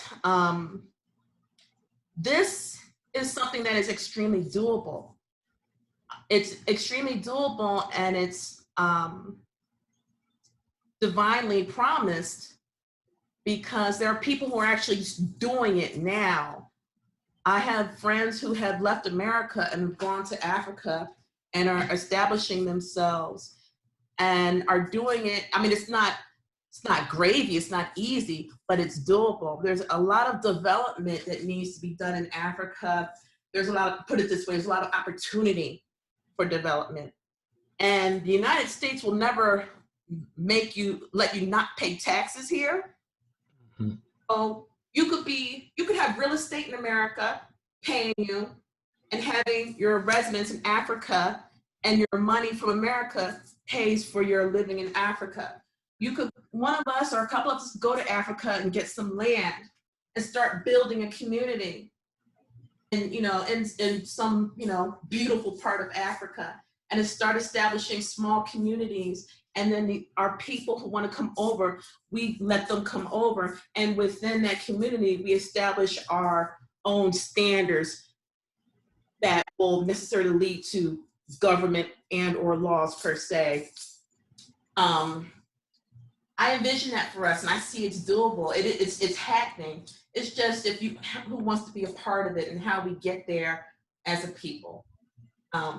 but I see this happening in our lifetime and I'm excited about it. That's it. Yes, ma'am. Thank you for your comments and your observation. Thank you, Zakia. Assalamu alaikum. Talk to you soon. In terms of the Jewish example, I think you made an excellent point that some of our people may be fearful in thinking that leaving the United States of America and taking advantage of another people's land is not the way to go. And I agree with you. We don't want to abscond the land of another people like the Jews did. You know, they went in, bought land in Palestine, and began to overpopulate Palestine, 6 million to 5 million. And the British government that had land in that area gave it to their possessions to the Jewish people as a state. So they dislocated the Palestinians, and the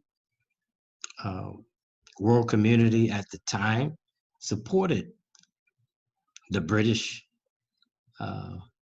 in their acquisition of that land and establishing the State of Israel in 1948 in that territory. And there has been no peace there. So definitely no, as you point out, we don't want that for our people. We don't want to displace another people erroneously from their native land. This establishment of government is to be done without bloodshed, in peace. So no blood will spill in the establishment of the kingdom of God. We're asking for the nations of the world to grant us land. We know that our brothers and sisters in Africa have offered up land for us to come and to own and possess. And many of us, as you state, have already gone and took advantage of a dual citizenship and an invitation from some African states to come in and help Africa to develop. This is the initiative of the 2063 of the AU. They have an economic agenda, economic, social, and cultural agenda to reach out to Africans across the diaspora to come in and help establish Africa as a world power. And we want to be a part of that process, but at the same time, we don't want to get lost in the process. We don't want to lose our distinction as an Afro-Descendant people. We want to maintain that in the form of government. So there are 55 nations, states in the AU, then perhaps we could be the 56 to come in and set up shop. Many of us will leave the United States of America. As you state, many have left, and they have sought refuge because we know through the teachings of the Honorable Elijah Muhammad that America will be destroyed and that we must find a place of refuge to go to, and Africa would be a good place. The Honorable Silis Muhammad is also calling for the state government of Saudi Arabia to grant us land. They have land there in Saudi Arabia that they could give us, since that we are kindred people to the Saudi Arabians. They could give us land whereby we could establish government for ourselves. But this is the ultimate destiny of the Afro-Descendant people. We must return to our native lands, and we must have independent government that we can call our own. We must maintain our uniqueness and our identity, because we bear a historical record that has determined through fulfillment of prophecy that we are those chosen of God. And I don't say that to say we are better than anybody. We're not saying that we're better than the Caucasians or that we're better than our brothers and sisters in Africa. What we are saying, however, is that we have experienced something that no other people have experienced. And through that experience, we have acquired a knowledge that the world must come to know. So we must bring that knowledge to the world that they have been kept from since we have been in existence. And that knowledge we'll share with you in the spiritual meeting that's going to take place after this meeting. Now we're already about 18 minutes into. I want to just ask, are there any more questions or comments that you want to make as it relates to the Afro-Descendant Awareness and Reparations Zoom meeting? If so, take this moment to ask your question.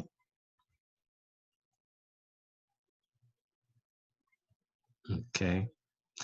If there's no more questions, what I want to do is move right into the spiritual meeting.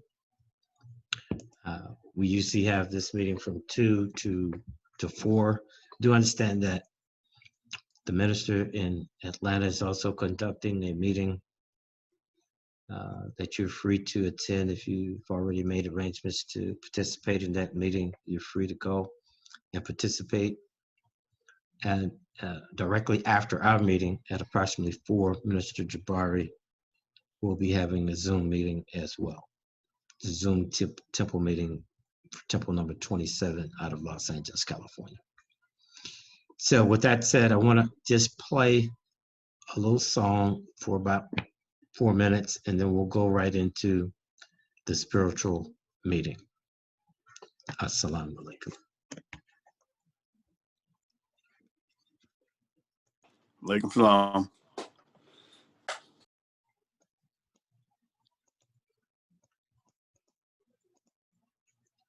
Sec. Let's get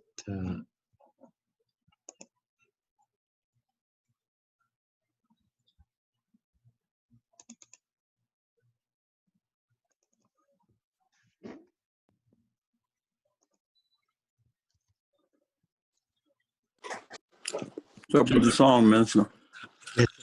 bring it up. Okay. Thomas Malone song.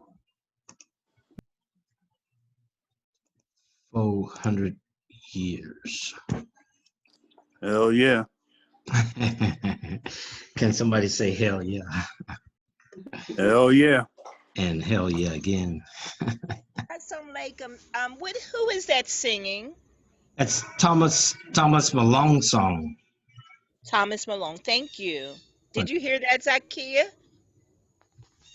Give me one. Yes, thank you. Thank you. Let me see if I can get this out of here.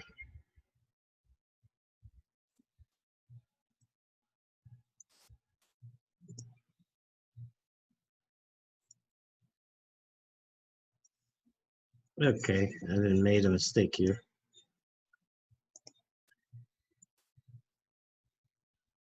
Bear with me, I got locked in here some kind of way.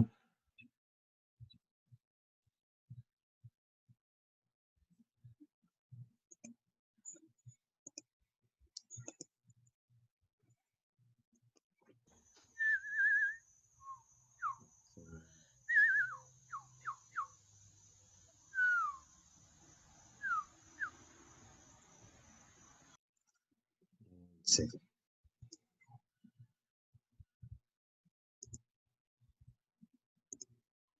Okay, there we go. Got that out. It's a country and a western. Okay. Okay, let's begin. 1 second here. Can you guys see my video?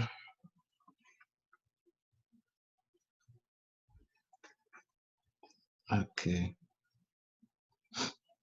Just trying to get the joint audio.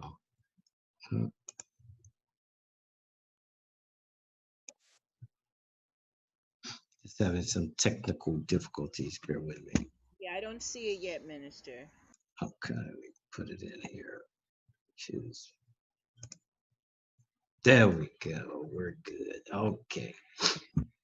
Okay, so once again, it's in the name of Master Fuad Muhammad. I want to go ahead and open up in prayer. We do all things in truth and righteousness with prayer. So we want to go ahead and open up in prayer. We pray with our feet at a 45-degree angle, standing, normally palms cupped, heads bowed, and eyes closed. But in that, we're not in a physical meeting. You can be seated, close your eyes and follow me in prayer. Ask that you repeat Amen only after me. Surely I've turned myself to thee, O Allah, trying to be upright, to he who originated the heavens and the earth, and I am not of the polytheist. Surely my prayer, my sacrifice, my life, and my death are all for Allah, the Lord of all the worlds. No associate has he, and of this I am commanded.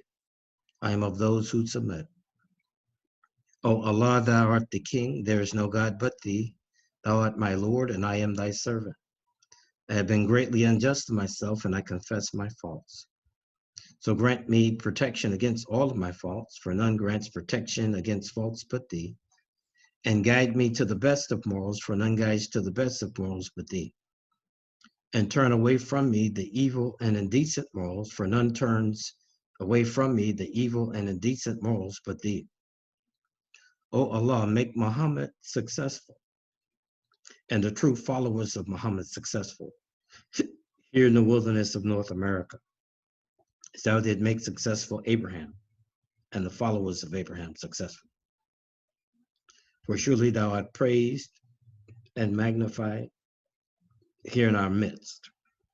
O Allah, bless Muhammad and the followers of Muhammad, here in the wilderness of North America, as thou did bless Abraham and the followers of Abraham. For surely thou art praised and magnified and glorified here in our midst. Once again, it's in the name of Almighty God, Allah, who did appear in the person of His Majesty, Master Fuad Muhammad.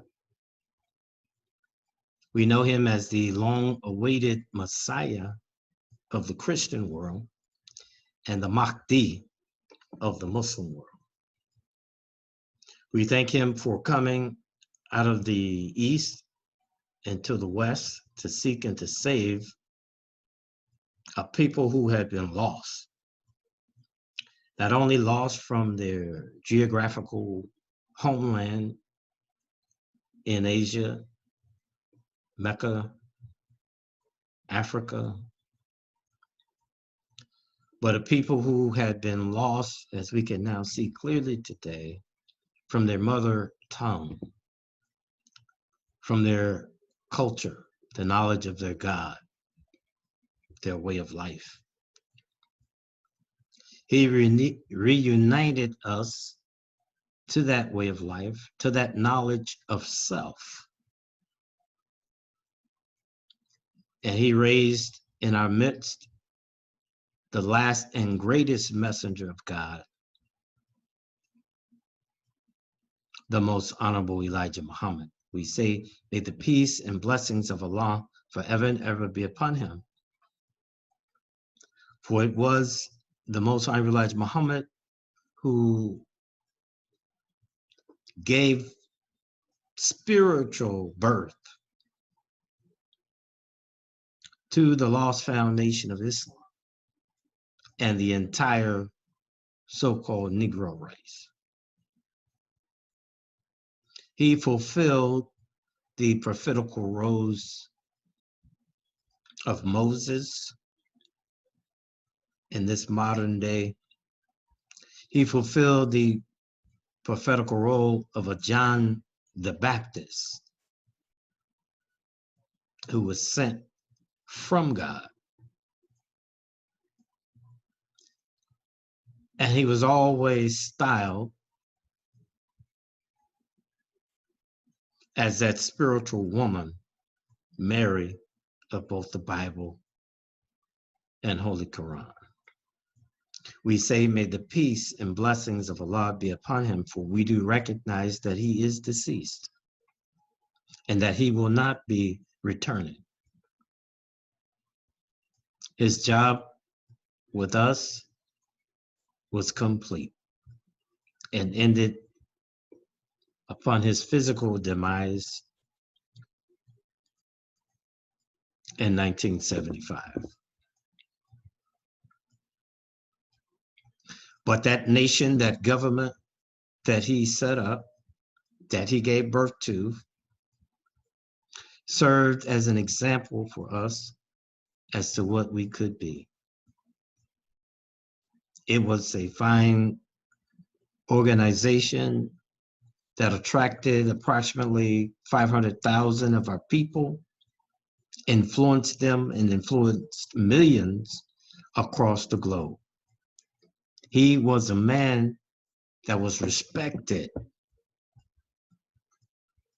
in the international community, despite the fact that he called the white man the devil in his own house. He was not murdered. He was not killed by his open enemy. He died a peaceful death. He gave birth to that nation, and he gave birth to one out of that nation, wherein it reads in scripture that Moses is recorded as saying, the Lord God will raise up a prophet like unto me, and to him you shall hear. The Honorable Elijah Muhammad did project that after him would come God himself, that after him a prophet would come to bring about the ultimate triumph of the lost foundation of Islam. That we would not look to him after he died to come, but one after him. And that one who did come and who is the spiritual likeness of the two is none other than the Honorable Silis Muhammad. And we state that as matter of fact, because we can look at the record and see that August 21st, 1977, after the Lost Foundation of Islam had died, after the Lost Foundation of Islam had fallen, after the Lost Foundation of Islam had become the world community of Al-Islam in the West, after, according to scripture, the sun ceased to shine and the moon refused to give up her light and the stars of heaven fell, would then you see the coming of the Lord.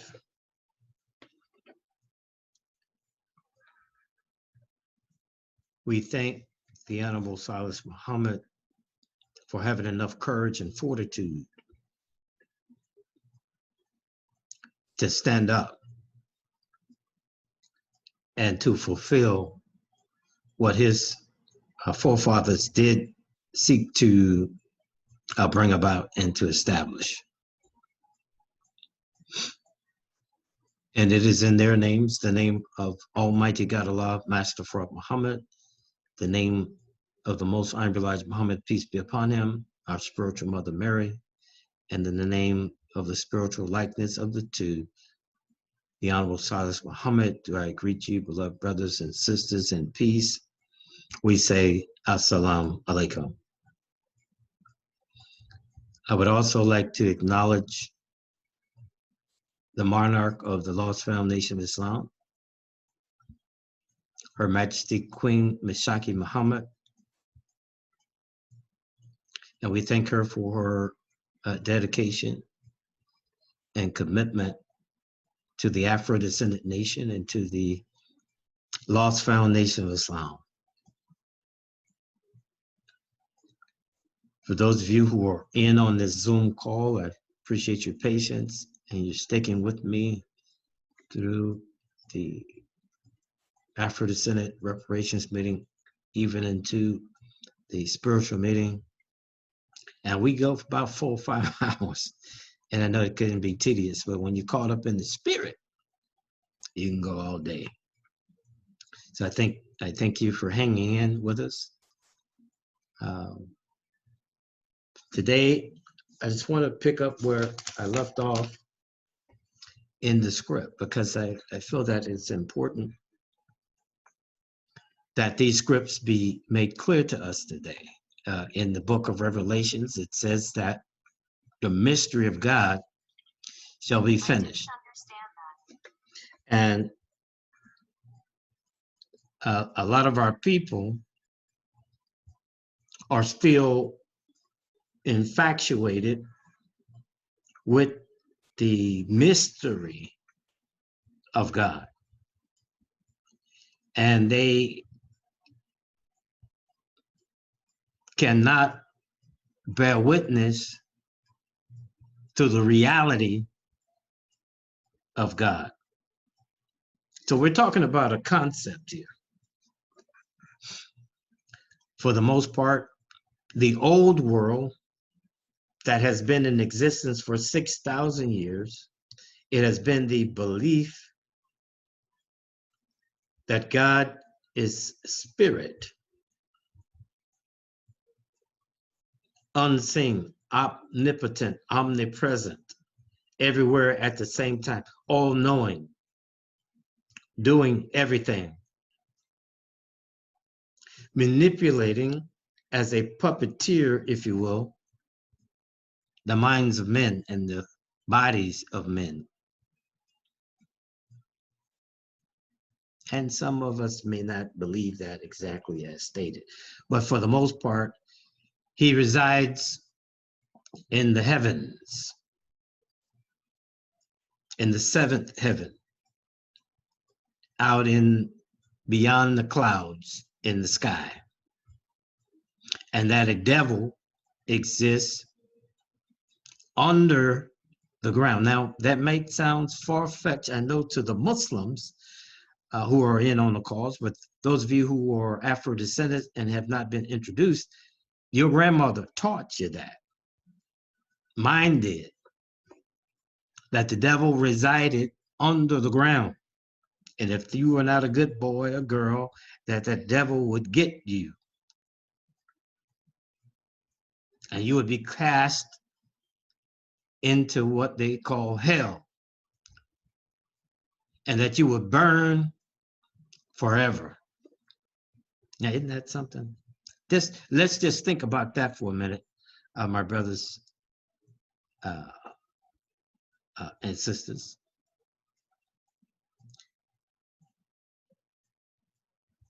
What burns forever? Name one thing in our physical universe that burns forever. Even our sun in our current solar system does not burn forever. The scientists project that our current sun will do what? Implode. After so many billions of years, they project that it will expand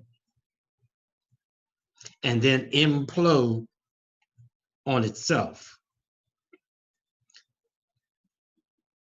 become a supernova and everything within this galaxy will be destroyed, or in this solar system, the 9-planet solar system will be destroyed.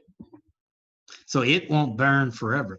They have evidence that there are stars that we can see the light of that have burned for billions of years and have been destroyed, have stopped burning. So how can you, a human being on a planet called Earth, sent into the core of it to a place called hell, would be able to burn for eternity when the sun of this solar system has a date where it will burn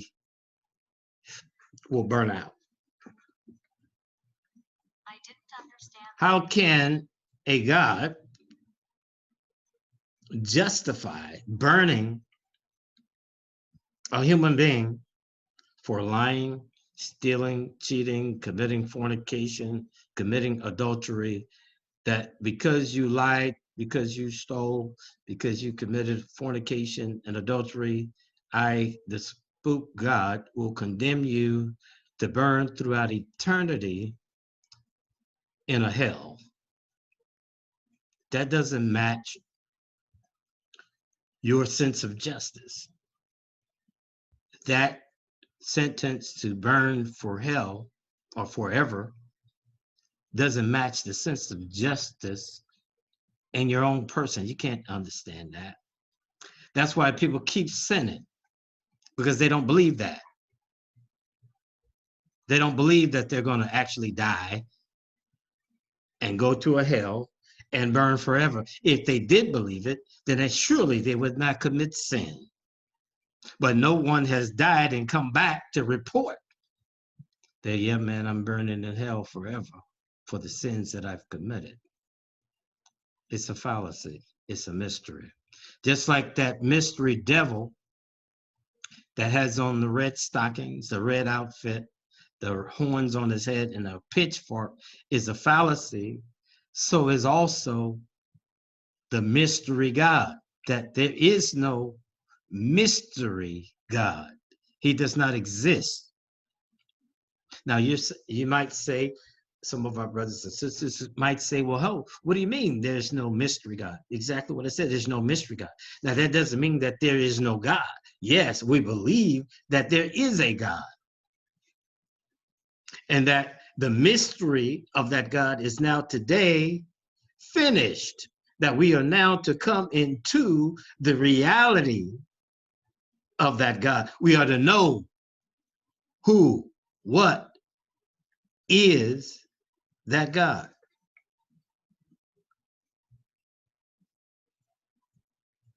Script says that he is the creator of the universe. The unrealized Muhammad taught us that it was the original man. Or he said the black God is self-created. He created himself out of an atom of life in triple darkness. Now, the Caucasian man says that all life is formed of dark matter. He stops short of calling it black matter. He just says dark matter. Dark matter is black matter and black energy. And out of this triple darkness, the unrealized Muhammad says, this atom of life was generated. Now, that atom of life had to derive from other particles, and those particles had to derive from subatomic particles. So ultimately, there was a manifestation of that atom, and that atom spun and revolved in that triple darkness until it began to divide and to become, creating itself. And he says this is the origins of the black God. And the creation took place in 3 stages, 2 trillion years for each. So all of what we see in our universe, it took 6 trillion years to create its origins. And there's some 78 trillion years that we can go back from the beginnings of that Adam. But he also states that there is no beginning, because there's no beginning to the blackness that created the Adam. We had no sense of time. We had no way of clocking that beginning. So we said there was no beginning.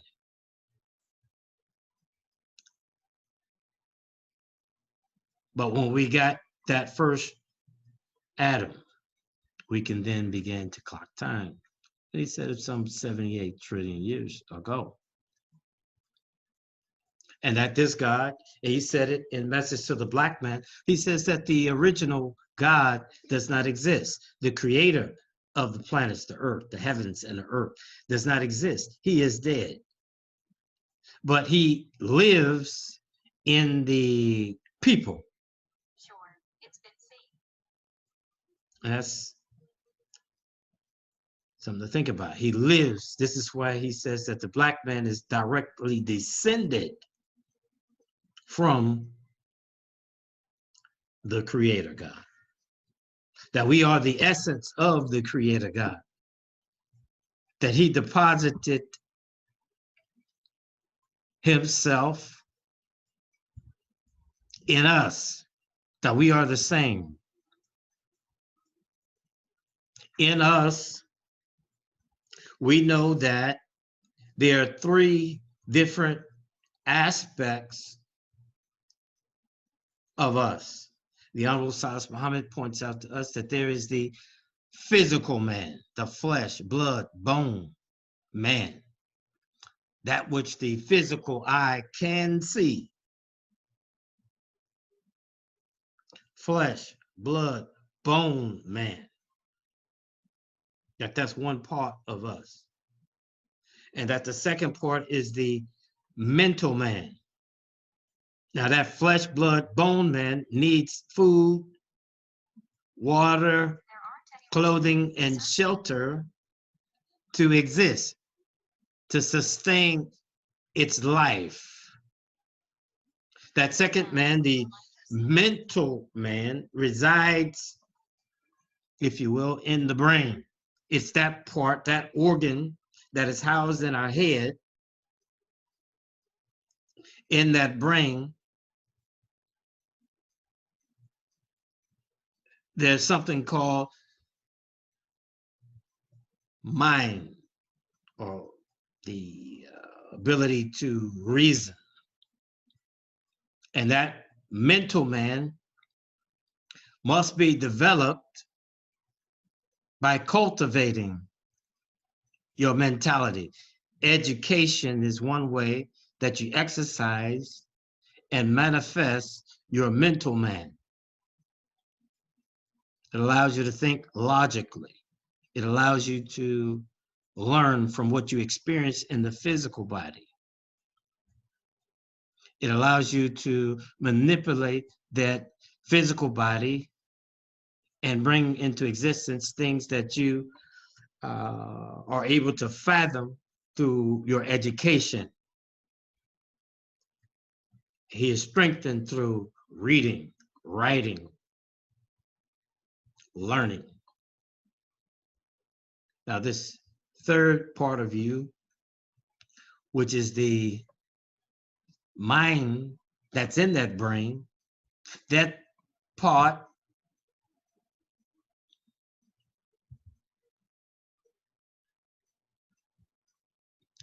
that is not seen. Did you know you had a part that was not seen?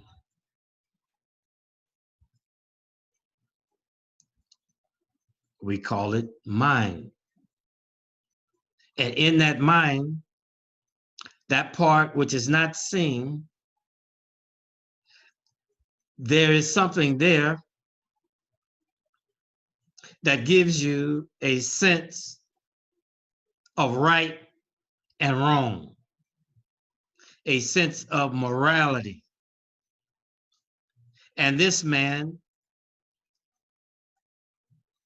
that spiritual, non-seen part of you, does not require food in the form of meat, bread, water to sustain itself.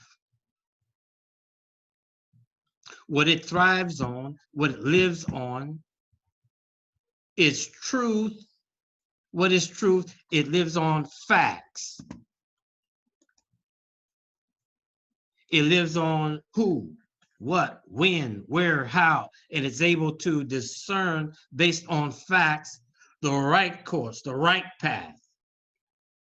What's best for yourself, what's best for the society as a whole. And it is this spiritual man in you that we refer to as the God, as the Allah.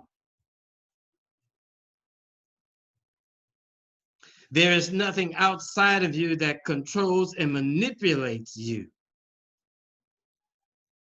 It is only the spirit, that unseen thing in your mind, that is in your brain, that is in your body, that leads and guides you. And you must bear witness to it. You must submit to that in truth, because that's all you know.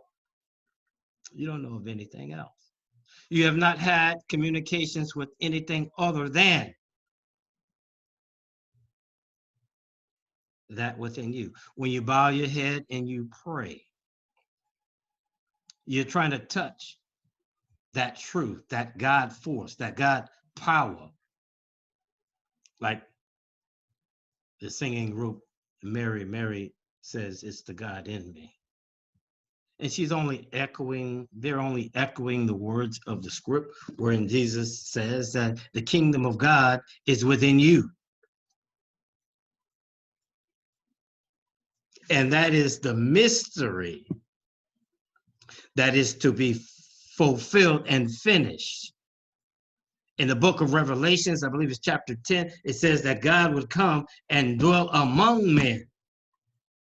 He would be an example and teach them and guide them in their domestic affairs. No spook has any interest in the domestic affairs of human beings. No spook or spirit came to the United States of America and say, I have seen your afflictions, and now I have come to intervene in your affairs and judge that nation that you shall serve. Only a man could do that. But we're not just speaking to the flesh and the blood of the man. That's what you see with your physical eye.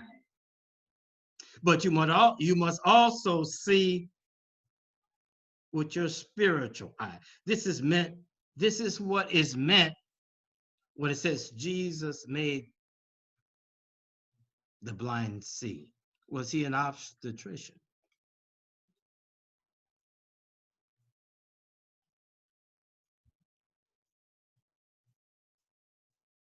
In you seeing, you can't see, he says. In you hearing, you can't hear.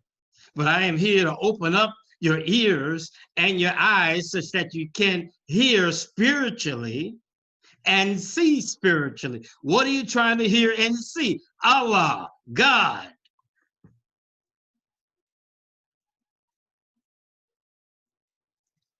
How do you see Allah, God? The book, and we said it in our prayer, Allah lead us aright. Guide us upon the right path.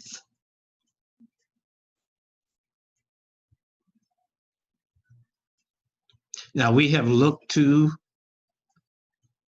for the past 6,000 years, the prophets of God to come in like lightning and shine a light for us.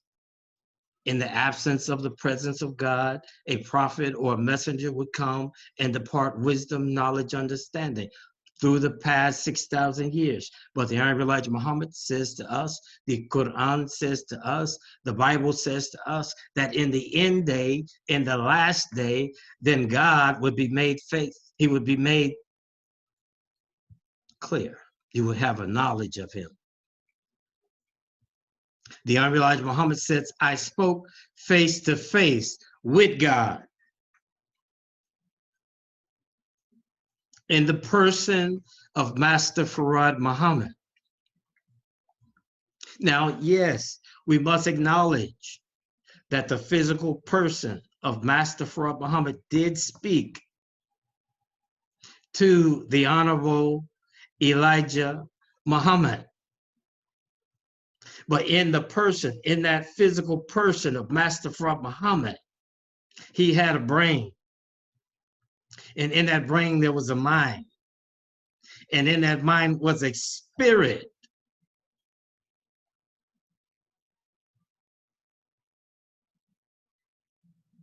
And that spirit, which cannot exist outside of a human being. Let's make that clear. There was no spirit who came into the person. There was no spirit who deposited his person into the mind of Master Fard Muhammad. It was out of the physical person, the brain, the mind of Master Fard Muhammad that he produced a spirit, a lofty state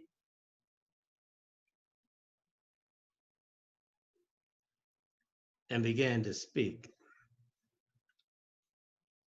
to the Honorable Elijah Muhammad.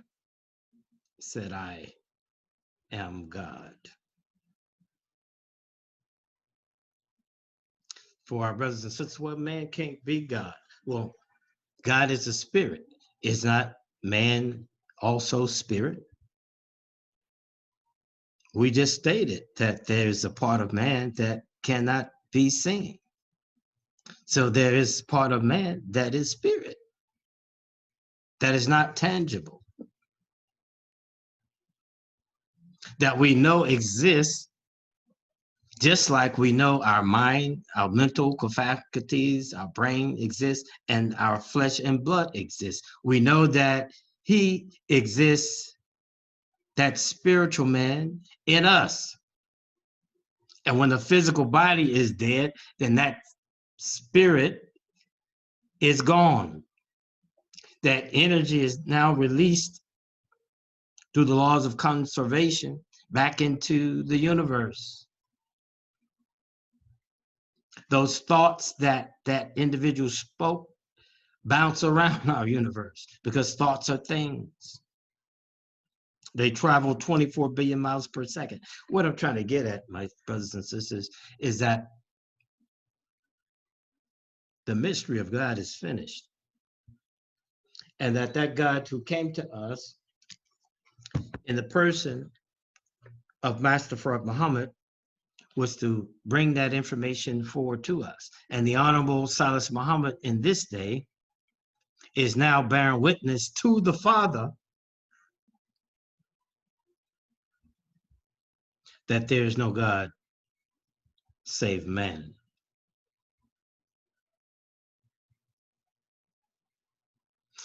There's a writer called, he wrote the book called, got it right here, 1 second. Think and Grow Rich. His name is Napoleon Hill. Think and Grow Rich. He says in this book that thoughts are things, and that a reality that we should grow into as a people, and it's probably the greatest reality, is that our thoughts, our mind, is an entity of itself and a person. But we have been catering to the physical person. We're always catering to eating, drinking, sleeping, and our housing to cater to the physical man, but we don't pay much attention to the mental man. We don't think about the power that exists with this mental man to say be, and then through persistent effort, cause whatever you say be to come into effect.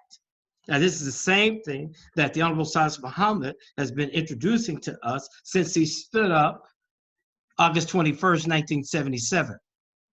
He even wrote an article to that effect, say be and it is. That your thoughts are things, that there exists within you a spiritual man that has power, that has morality, that is ultimately who you are, and you are more of that spiritual man than you are anything else. But you have been catering to your physical man, and he has become dominant, and the spiritual man is dormant, dead in you, in us. So now has come a day where that spiritual man is to become alive, is to be awakened. And many of us have marched on that path of awakening that spiritual man. We have fasted, we've prayed, we've done whatever we could to try to bring it to life, to cater to it and bring it into existence. And we rise and we fall. We stand and we fall. We get up and we get back down. But the script projects of a day when we will accept this reality and become prosperous and would never fall. That we would rise and live forever in that state. This is the ultimate aim and goal of the Lost Foundation of Islam. In the script, in the book of Joel, chapter 2, verse 28, it says, and afterward, I will pour out my spirit on all people. Your sons and daughters will prophesy. Your old men will dream dreams. Your young men will see visions. Even on my servants, both men and women, I will pour out my spirit in those days. I will show wonders in heaven and on earth.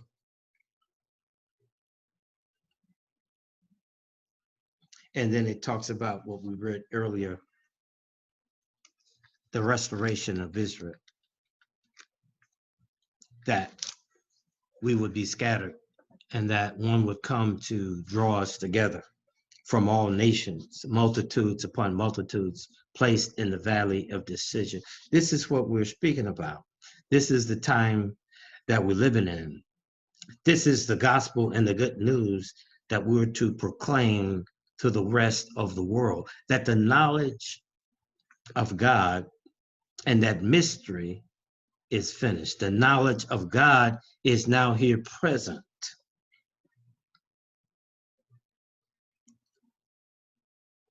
And we're bringing it into existence. This man, Napoleon Hill, in his writings, said that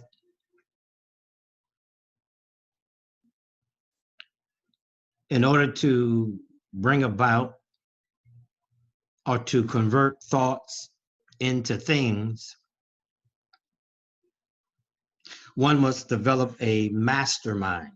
And we've heard that term mastermind. A lot of people think that that's wrong, that anybody, when we hear the term mastermind, we think about somebody trying to organize some corruption and to take over the world or something to that effect. But a mastermind is simply a group of people with like minds that have come together to develop a plan. First, they set out goals and objectives. These are our objectives. These are our goals. And here's a plan that we will implement in order to bring about these goals and objectives. And that we must be persistent and consistent in carrying out the plan. We must see the plan through in order to reach our goal and objectives. This has always been the method in which human beings have brought into existence their thoughts. Thoughts are things. If we look at the physical world today, everything that we see, a chair, commenced as a thought in the mind of a man. He saw it in his mind, he projected it, laid a plan, set out a goal, and began to follow that plan and put it into effect. And lo and behold, boom, he came up with a chair. The United States government, when they desired to go to the moon, set a goal. President said, hey, we're going to go to the moon. That was a goal set. He got together a mastermind, a group of skilled, trained individuals who began to draw up a plan on a timeline and projected when they would reach that goal, and that they would be consistent and persistent in following out that plan, and ultimately they reach that goal. This is how the human being manifests thoughts into things. Now, this knowledge is not unique to the white man. He got it from us. Now, how do you say that, brother? Because we are the original man. And if you look at our teachings, the Honorable Elijah Muhammad tells us as much. He said that there was a God, a man by the name of Yaqub, is that right? And he said by playing with pieces of steel, he had derived from that like repelled and unlike attracted. He looked at these two pieces of steel. He could see that one was positively charged with electrons and one was negatively charged, and that they would stick together. He derived from that if I created a people who were unlike the original man, that I could attract the original man and ultimately overcome him, subdue him, and make him my servant to my people. But that it would take a matter of time. He understood that in the nature of the original man, that there was a life germ that was weaker, called it the brown germ, and that the black germ was more dominant, and that brown germ was recessive. He observed that in nature. He could also see that there was something called albino that would pop up, an anomaly that would pop up in our nature, and it's just not unique to human beings, that is unique in all of life. That this albino would pop up in the human family. A pale-faced, blonde-haired, blue-eyed, or not necessarily blue-eyed, but blonde hair, white skin, weak and recessive in nature, would pop up not only in the human family, but in the horse family, in the dog family, in the snake family, in the all of the different types of animals that exist on our planet. Well, I've even seen a albino cockroach. So it's a natural phenomenon. But he set out, my point is that he set out with a goal, an objective. He said to his uncle, I will make a man that will rule the original man. That was the goal. He set up a plan, and he created a mastermind. He said, I need a minister, I need a cremator, I need a doctor, and I need a nurse. These were the participants in his mastermind, in his plan. What I'm pointing out is the fact that it don't change. The same method that Yaqub uses, the devil has used to create his world. And that's the same method that we must use to create our world. We must set a goal, a mastermind, and be consistent and persistent in carrying out that goal. This is the knowledge of God's. We have now come face to face with it.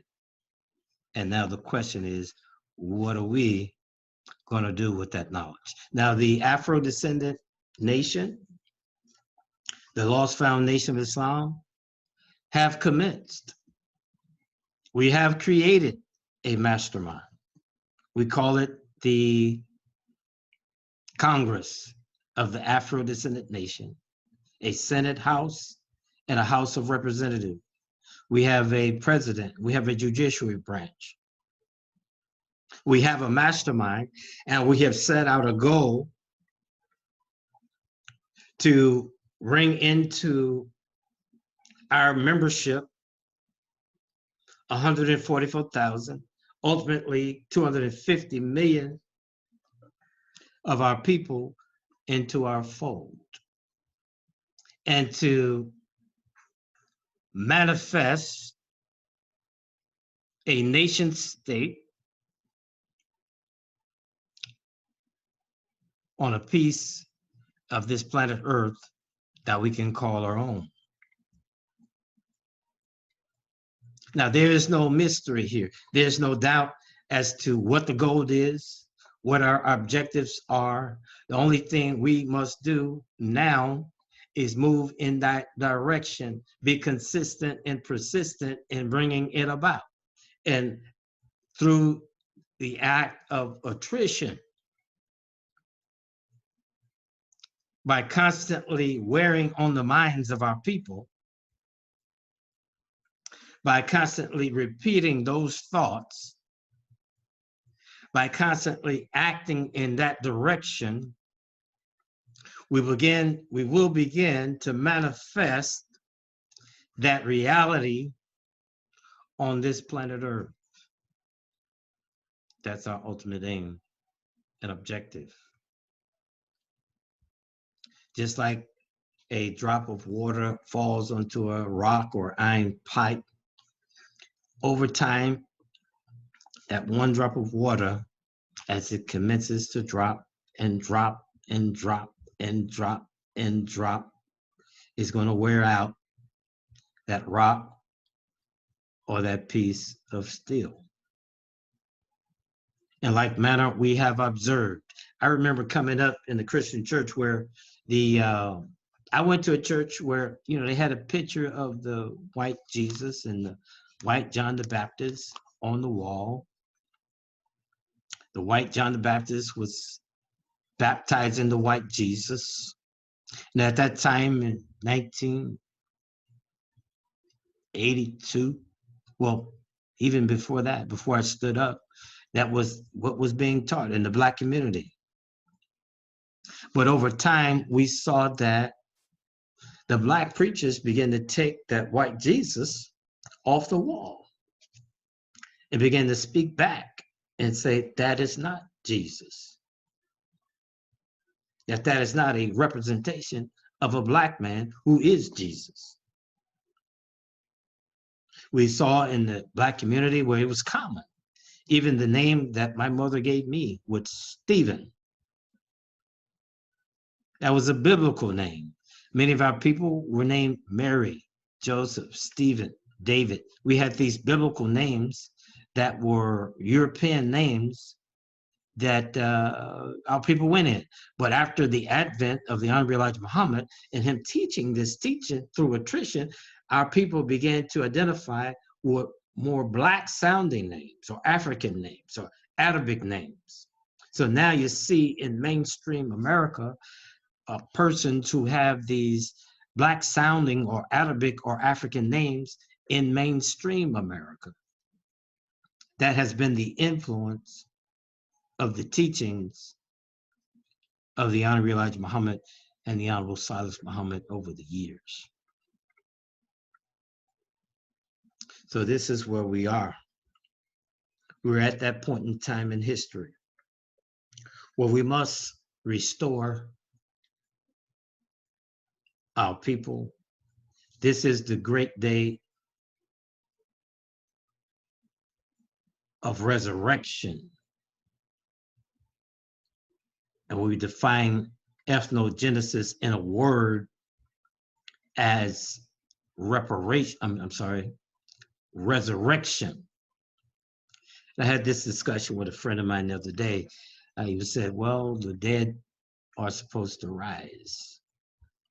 And that's what the general resurrection is. This is the day that the dead is supposed to rise. Now, we're talking about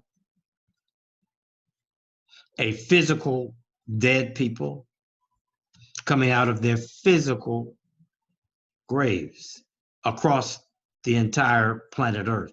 That on that day, when the trumpet sounds, when Michael has one foot on the mountain and one on the sea, and he blows a trumpet, when that trumpet sounds, that the dead is supposed to rise up out of the graves, all of the billions and trillions of people who've died throughout the ages are supposed to come up to judgment. Not only those who may have claimed themselves to be Christian in the last 2,000 years, because that's when the so-called Christ was supposed to have been on the scene some 2,000 years ago, but there were people prior to the advent of that Jesus of 2,000 years ago who was dead and must be resurrected.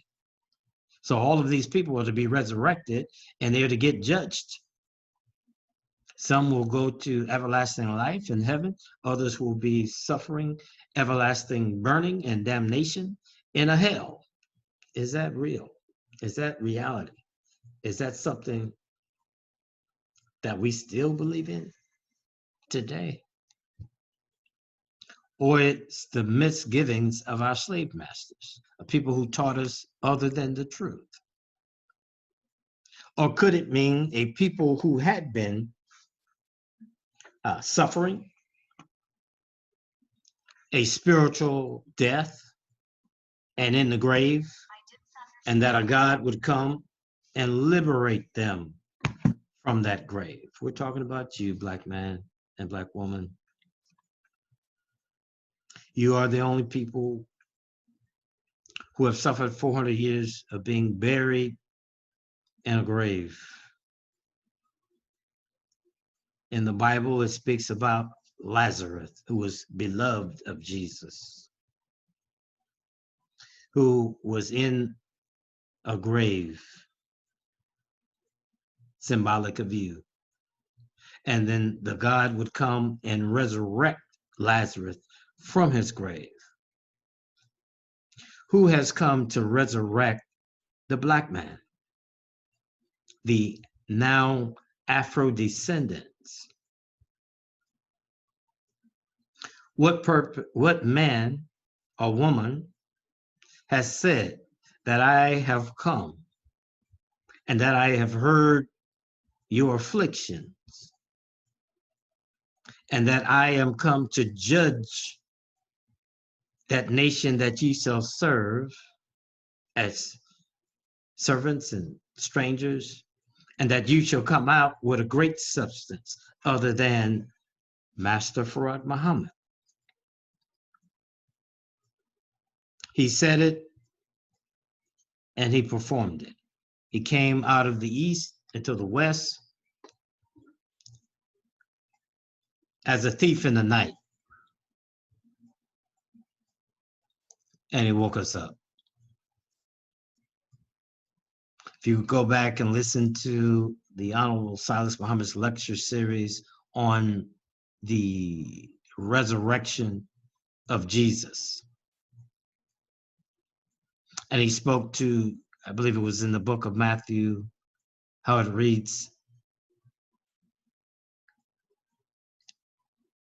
at the end of the Sabbath, as it began to dawn toward the first day of the week. And he pointed out that that spoke to the closing out of the old world and the coming in of a new world. The Honorable Elijah Muhammad says, I am the last messenger. And I add to the world of evil. There was no more messages that is to go to the white man or to the old world. There's no torchlight for America. America cannot be saved. It has been judged, it has been doomed. The message for the new world is coming from the new people. And from that one who is like Moses, whom you should hear his words. And that one is none other than the Honorable Silis Muhammad. And a lot of our people will say, well, man, I don't want to follow a man. Well, who else can you follow but a man? You may say, well, I'm not praying to no man. I'm not praying to no black man at that. We're not asking you to pray to Silis Muhammad. We're saying pray to the greater truth that exists within yourself. Ask yourself. Ask the moral, spiritual being that exists within you to lead and guide you in the right direction. That's what you do when you pray. You're asking for guidance from Allah, the spirit, the truth that exists in you. The Honorable Silis Muhammad may not be tuned into you.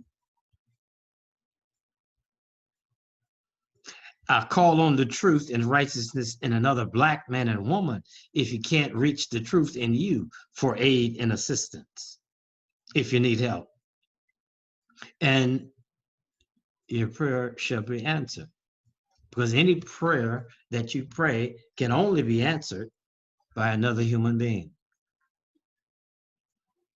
Either yourself or some other human being on the face of the planet Earth.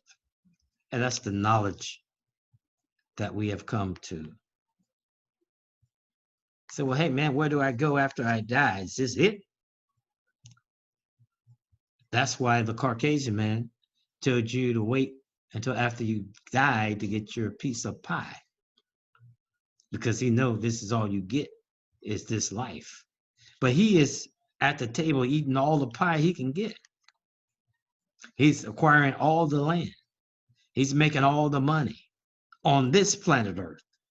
He ain't concerned about some existence after he dies, because evidently he knows that it don't exist. But we have been duped into believing that. So let's wake up from our spiritual graves. Let's get on the plan that has already been set before us by the Afro-Descendant Nation. Let's come together as a people and say to the world, we are here and we want a piece of our pie while we live right now. With that, I leave you as I did greet you in peace. Assalamu alaikum. Are there any questions or comments? Anybody like to? It's tradition at the temple that we open the floor for questions, because we believe that the truth will stand the test of questioning, and that we can answer your questions. If you question the lie, it's going to die, but the truth will stand. So if you have any questions or comments you'd like to make, please feel free to express your questions or comments.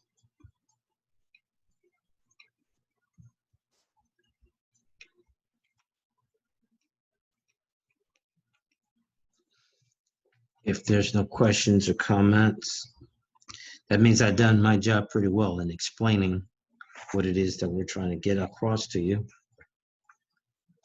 I know it's been a long day. Okay. Got a question here believe it is, did Master Fard Muhammad give us the Quran? Good question. According to the Most Honorable Elijah Muhammad, Master Fard Muhammad did give him a Quran, and it was translated in English. And the one that the Most Honorable Elijah Muhammad did recommend to us above the others would be the Maulana Muhammad Ali's translation of the Quran. And the second one would be the Yusuf Ali translation. But he did prefer the Maulana Muhammad Ali's translation. Now, if you go and research the history of Maulana Muhammad Ali, you will find that he believed himself to be a Mujaddid, or at least a Mahdi, one who would come after the advent of Prophet Muhammad 1400 years ago. And it was a part of a movement there. I believe it was in Pakistan. He was Pakistani.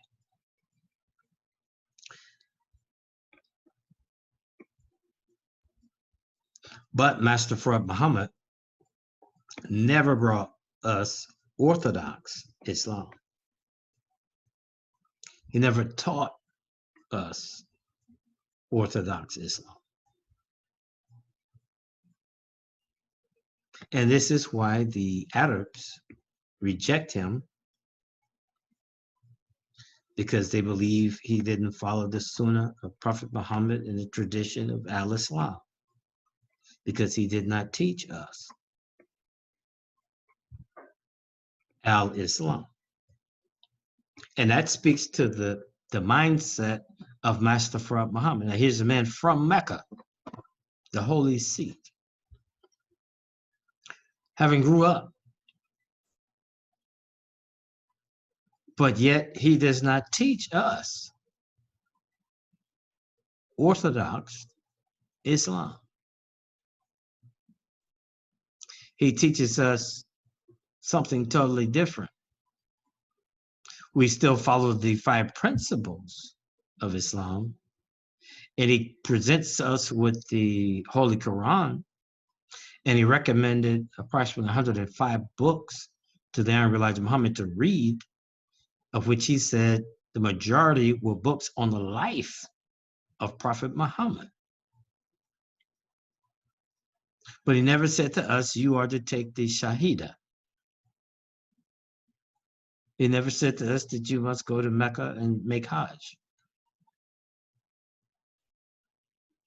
He never said to us that Allah is a spook or spirit God. On the contrary, in his student lesson, student enrollment, number 1, he states that the original man is the Asiatic black man, the maker, the owner, the cream of the planet Earth, and the God of the universe. This is contrary to the teachings of Orthodox Islam. So if he had in his intention to make us good Orthodox Muslims, then surely he never would have taught us that.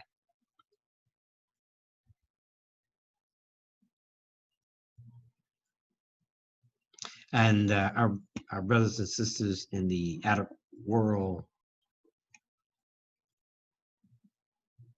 don't want to accept us as legitimate Muslims. We could say that Prophet Muhammad is the last prophet. And we respectfully disagree. How could he be the last prophet when he didn't come in the last day? He came after the advent of us being held captive in bondage. He was not the prophet like Moses because he was not from the progeny of Moses of 4,000 years ago. Moses of 4,000 years came so many thousands of years before Prophet Muhammad, nor was Jesus of 2,000 years ago the prophet like Moses. Because neither one of them, Moses of 4,000 years ago spent 400 years in bondage, nor did Jesus spend 400 years in bondage, nor did Prophet Muhammad spend 400 years in bondage. So the time was not yet ripe for the coming of God. It was only after the 400-year period was up, at the end of that 6,000-year reign, as it began to dawn toward the new millennium, that you would see these things occur. Master Prophet Muhammad standing on the stone of the tomb of Jesus, symbolic of him rolling away our ignorance, rolling away our lack of knowledge, now giving us the knowledge of ourselves. And you saw the Black man in America spring forth in consciousness. There was a consciousness had and created from his coming that had not been seen prior to his coming. So we give him that credit. He intervened in the affairs of us here in America. There was no other, there have been others who have tried, but there was none other successful in bringing about that change.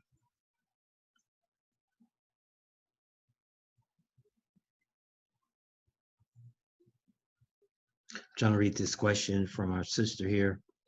It says, who is the original man? We know that Allah is not man.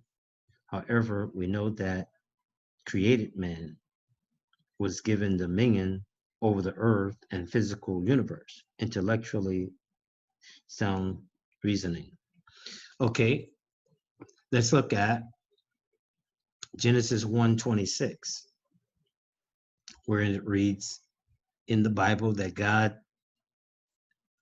said, let us make man in our image, after our likeness. Now the question is, who is this us? Now the theologians of Christendom would suggest that this us is God the Father, Jesus the Son, and the third being the Holy Ghost. And that this makes up the Trinity that was the us in Genesis 1:26. But is that logical? We know that you can't get Jesus unless you have a Mary. And Mary is a human being, without question, who gave birth to Jesus. So Jesus could not exist prior to his mother Mary, who gave birth to him. So he could not be the us. The mention of the Holy Ghost at Pentecost after Jesus died, where he supposedly released the Holy Ghost to the people, that comes after the physical demise of Jesus. That was not, he was not present in the beginning. There's no script that says Mary, Jesus, and the Holy Ghost was in the beginning. There's no script in Genesis that reads that. So we have to first answer the question, who is this us? Now, us is it's a pronoun that refers to human beings in the plural sense. The pronoun he represents the male, pronoun she, a female. Us represents, could be the he and she, but it's plural. Didn't say three, said us. It says, let us make a man, not create. To make is to take what is already present. To create is to take something from nothing and bring it into existence. So we're not talking about the creation of the original man, which we went over earlier, which is our manifestation. We are self-created. We're talking about the making of a man from an us, from a group of people. This group of people that we say is reflected in this script, or 59,999, and one more, Yaqub, which made 60,000 original people, Black people, who decided that they wanted to bring out the weaker part of themselves. They had already observed an albino, a pale skin, a blonde hair phenomena that pops out in nature. They knew that within our DNA that there was black, brown, red, and yellow, and that ultimately we could manifest the white in its last stage. It would take 600 years, but we had a plan. As I said, God always have a plan. And we had a mastermind. We had a group of people, that 60,000 individuals, who were divided into ministers, cremators, a nurse, and a doctor. And they set in motion a process, a birth control process, that would extract from the brown man, after 200 years, a red man, another 200 years, a yellow man, another 200 years, a white man, through genetic manipulation of the DNA, not under a microscope, but just through birth control, not allowing the darker to marry the lighter, just the lighter to marry into itself, that you could marry back up the chain into the black, that this would ultimately bring about a recessive gene. Mendel talks about it in the laws of heredity, when they talk about the red rose being dominant and the white rose recessive, that the white rose cannot produce a red rose, but a red rose can produce a pink and a white rose through genetic manipulation. So when the Bible speaks to the us, it's saying those Black people who came together to make a man, the Caucasian man, that we are their makers. Now, the argument that they like to give is that through the sun, if you live, and through your pigmentation, if you live nearest the equator, that you, because of your relationship to the sun, would automatically be dark, black. And as people migrated from Africa into other regions of our planet away from the equator, that they began to get less vitamin D, and the melanin would begin to dissipate, and they would become different shades: brown, yellow, red, and white. And because the Europeans lived in the caves and hillsides of Europe where it was cold, that they developed their complexion by being there. Now, here's people saying that the world was 6,000 years old. This is when this concept first originated. They're saying over a 6,000 year period that all the nations of the earth manifested into their different colors. That's a lie. There was no white man prior to 6,000 years. They don't exist. There was only the black, brown, red, and yellow in existence. The black is the original. So how did he come about? He came about because we made him. He is a weaker part of ourselves. We are responsible for his making. We had a reason for making him. It's because we wanted to see the weaker part of ourselves, that devil, manifest in the flesh, incarnate, and see what it would use to check itself or control itself or harness itself. And we discovered that it was law that it would use to check itself. So we are now today to implement law to keep our nature in check, to keep us from doing one another wrongs, that we are to live by the rule of law. This is what we've learned from him.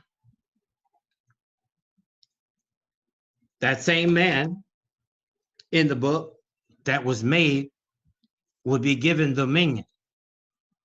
He would be told by the God that us, go and name the fish of the sea, the fowl of the air, all the creeping things on the planet. And who do we see today going around naming everything? He probes into the depths of the oceans and he tags all the whales and fish, the seals, all the different species there in the seas, lakes, rivers, gives them a name. He tracks all the birds, their migrational patterns, tag them and give them a name. He tagged all the wildlife walking on the face of the planet Earth, the elephants, the lions, the tigers, the bears, and he classified them, family, order, genus, species.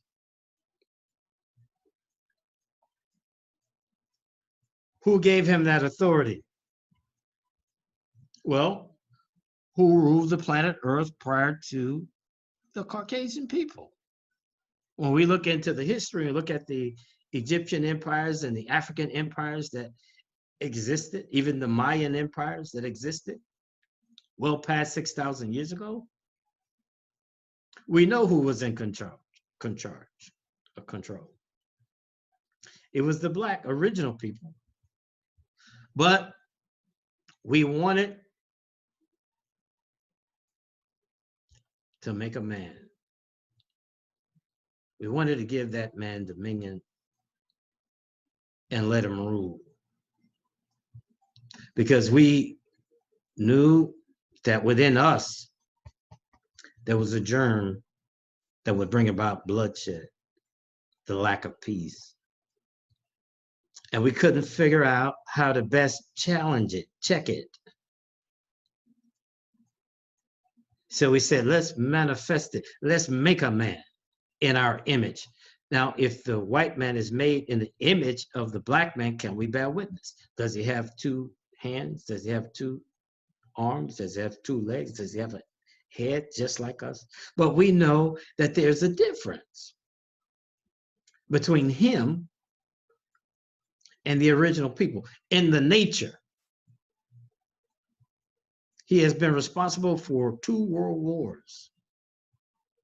He has accumulated the most destructive weapon nation on the face of our planet Earth since it has existed. He brags and boasts that he can wipe out life as we know it on our planet.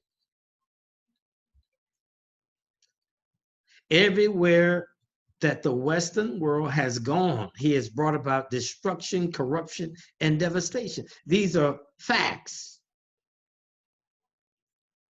Everywhere the Black man, original man, has gone, you have seen an influx in civilization, building of edifices, erecting of marvelous edifices that he cannot even explain how they were created. We saw civilization wherever the Black man went, not destruction. So we created that man. And it may be a hard pill to swallow because we have been mistaught the knowledge of God. But you have to open yourself up to a different concept. Now, if the Bible says in the last days, that the mystery of God shall be finished, then that means what you have believed and worshiped of God was a mystery, and that you must be brought into a reality of God at the end days. So you can't go around espousing the mystery God, because today we must come into a sure knowledge of God. I hope I answered that question. And I understand it's difficult for our people to accept that man is divine. You can't even accept Jesus if you can't accept that, because Jesus was a man. The book, the Bible, says that we would name him Emmanuel, meaning God with us. So Jesus was God. I ain't talking about the one 2,000 years ago, although he was a God because he was a man. We don't accept that he was the fulfillment of that prophetical role of Christ, because Christ is one who crushes evil, and evil still reigns after the advent of Jesus. So he could not be the crusher or the Christ. But the Bible in Matthew 24:27, it says, as the lightning shineth out into the east, into the west, then also shall the coming of the Son of Man be. A man will come. Also in Isaiah 46, I believe it's 9, it says, my counsel shall stand. I shall do all my pleasure, sending a ravenous bird to the east from a far country, the man that will execute my counsel. In the book of Exodus 33:11, it says that God spoke to Moses as a man, speaketh to his friend. So these are all references of God being man. Now, as I pointed out earlier, there are three aspects of man, and we really only acknowledge two. That's the flesh, blood, and bone. That alone is not man, because man has a mental capacity as well that is absent flesh, blood, and bone. The mind. And he has a spiritual, a moral quality that is not tangible. It is spirit. So man is flesh, blood, bone, mind, and spirit. But we acknowledge God as being spirit. So is man also spirit?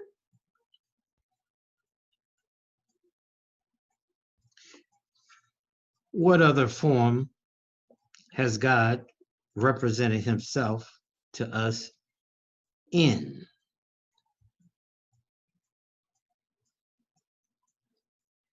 We recall in the pagan days where the people believed that God took the form of rocks, that he took the form of water, that he was the sun or the moon or the wind. But we grew out of those misconceptions into a belief or understanding that there's one universal God, and we acknowledge him as a spirit. But we got caught up there. We says he's a spirit and he's omnipresent. He's everywhere at the same time. But everything that we have reference to the God has to do with human affairs and a man. Even the heaven that the God resides in, Jesus says the heaven is within you. When the heaven is described in the Bible, it says it has streets of gold. Where does gold come from? The earth. That there would be pearly gates. Where do the pearls come from? Oysters. that there will be doves flying around this heaven. Where do doves come from other than the earth? A dove cannot live out in the space. There are no oysters in space. There's no gold. Well, it might be some gold out there in those rocks. I don't know.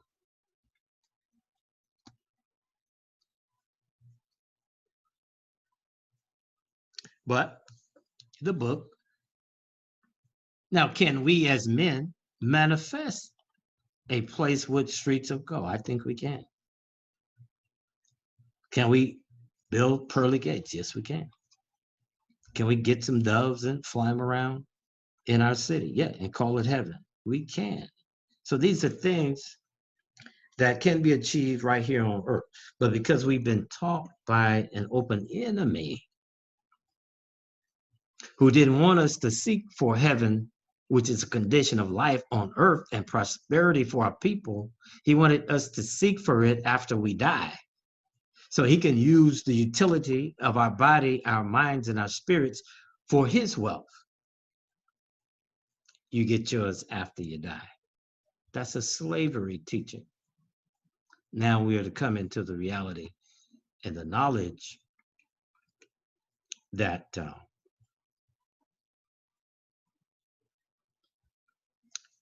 the God that you seek can be found within you.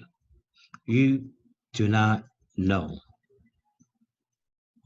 how precious you are. Especially at this time, you are a unique small band of men and women who are just coming into this knowledge and understanding. But it was all, the Bible, the Quran, it was all written. That 400 years of slavery was all surrounding you coming back to the knowledge of yourself. You don't recognize your divinity. Our forefathers saw it. They referred to themselves as gods. When they buried themselves, they call it the Valley of the Gods. And the white man, when he enslaved us, he knew this. But he said, nigga, you ain't nothing. You ain't never did nothing, ain't gonna be nothing. Nigga, you don't even have a soul. A blonde-haired, blue-eyed Jesus is your God.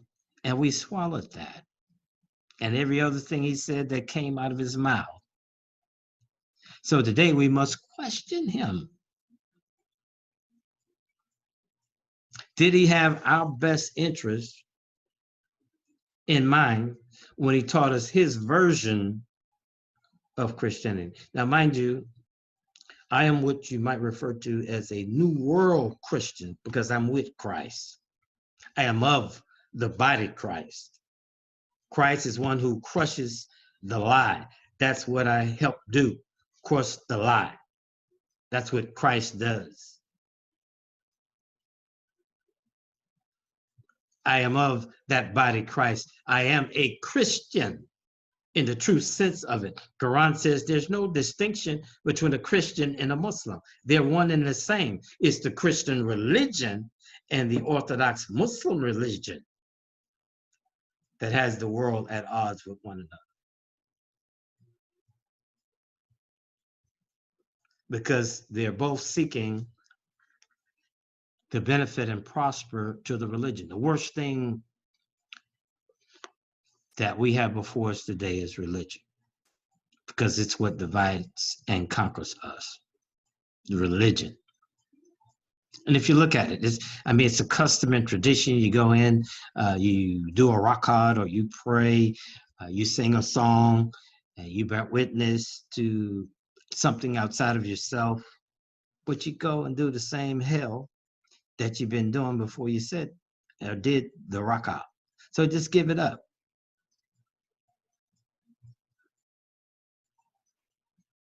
Prayer is nothing but divine meditation. You don't have to bow down and do it. You don't even have to close your eyes and do it. It's meditation within yourself.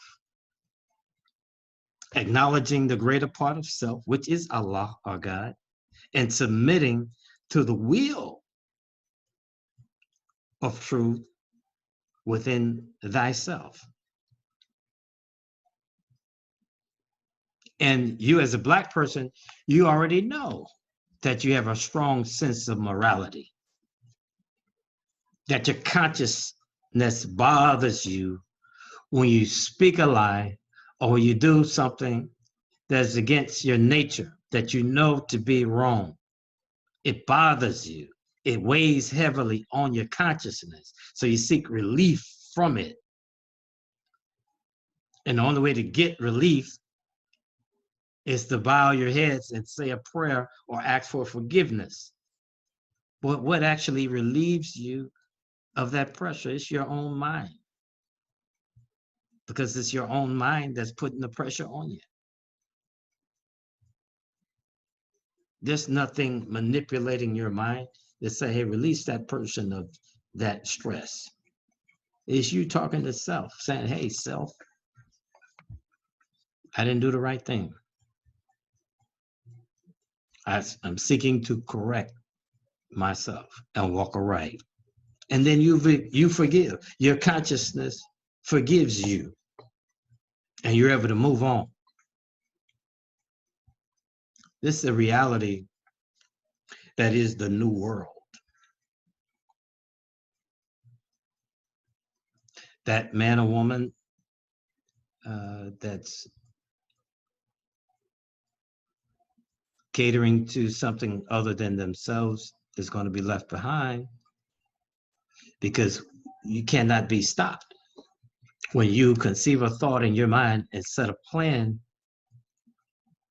to bring it into existence and then bring on another like mind, this is why it says in the script, where one or two are gathered in my presence, then so am I. That means that spirit of truth in you, when it connects with another Black man or woman or human being, period, that makes that spirit, that consciousness, that thought stronger. And that facilitates the materialization of that thought.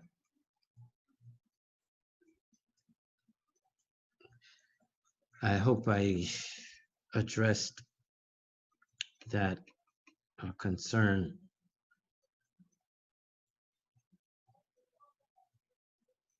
The attributes. This is why the Muslims take on the names, the 100 attributes of Allah. Note that the names that are in Quran or the Muslim names are different from European Western names. The Western names identify animate objects or things like color, white, black man, or occupation, wood man, smith, ironsmith, iron sting, iron whatever, eagle, bird, brown, bear. These are the names of the Western world that identifies with things, inanimate objects.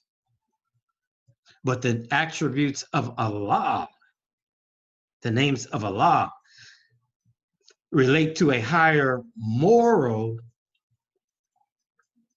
consciousness. And you are what you call yourself. So if your name is Hassan, which my last name is Hassan, it means to enhance, to make better. This is Allah, to enhance and to make better. The name Omar means long living or surviving. That's Allah's name, Omar. He is long living. He is surviving. Any of the other 100 attributes have to do with the loftiness of Allah, or the concept, if you will, of truth. For the Quran says that Allah, He is the truth. And the truth gives life to the dead. So when you speak truth, you give life, spiritual life, to the spiritually dead. You can't go into a physical graveyard and start speaking truth. Chicken soup is thick. Rice is white or brown or whatever grade you get it in. Or that grass is green or sometimes brown when it's scorched by the sun. Or the sun, the sky is blue because of the ether in it, makes it a clear blue. If you go speak those truths in a graveyard, I will guarantee you that no dead will rise. But if you start speaking the truth, the knowledge of someone's history, the knowledge of someone's culture, and begin to reintroduce them to that truth, then that Allah gives life to that dead person. So let's get it right. You cannot separate Allah, the truth, from not being a part of the human being man. You cannot make the statement in truth that Allah is not man. That's like saying man is not spirit. Well, we know that he is. See, Allah, is nothing spooky about the term Allah. Some people in the 5% nation, they'll say, well, Allah is arm, leg, arm, and head. And they say, well, that makes Allah man. Well, that's a little science. But in truth, Allah is simply the truth and righteousness that lives in man. The truth and righteousness that exists in man. And when I say man, I mean woman and child. All human beings, all of them, including the white ones. There's some truth and right conduct in the Caucasian. And you can call on him, Allah, in the devil, and make him do right in some instances. But it's not his divine nature to do right.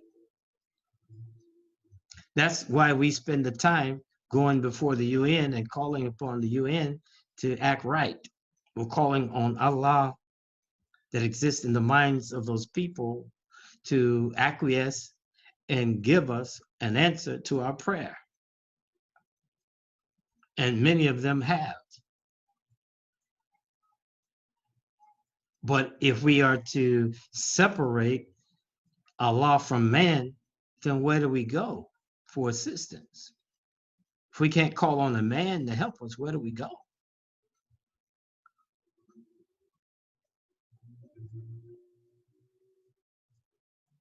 We have been calling on the Spirit for 400 years. Has a spirit come?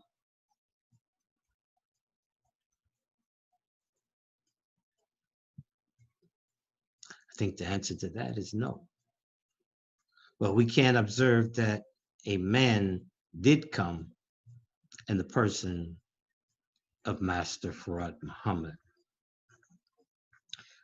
We're close to the end, my brothers and sisters. I do appreciate you staying with us, tuning into our Zoom meeting, the mosque meeting, as well as the other meeting. We want you to invite guests to the next meeting, if you so choose. We've been consistent, I think maybe about 10 weeks now, keeping this going. We want to keep it going.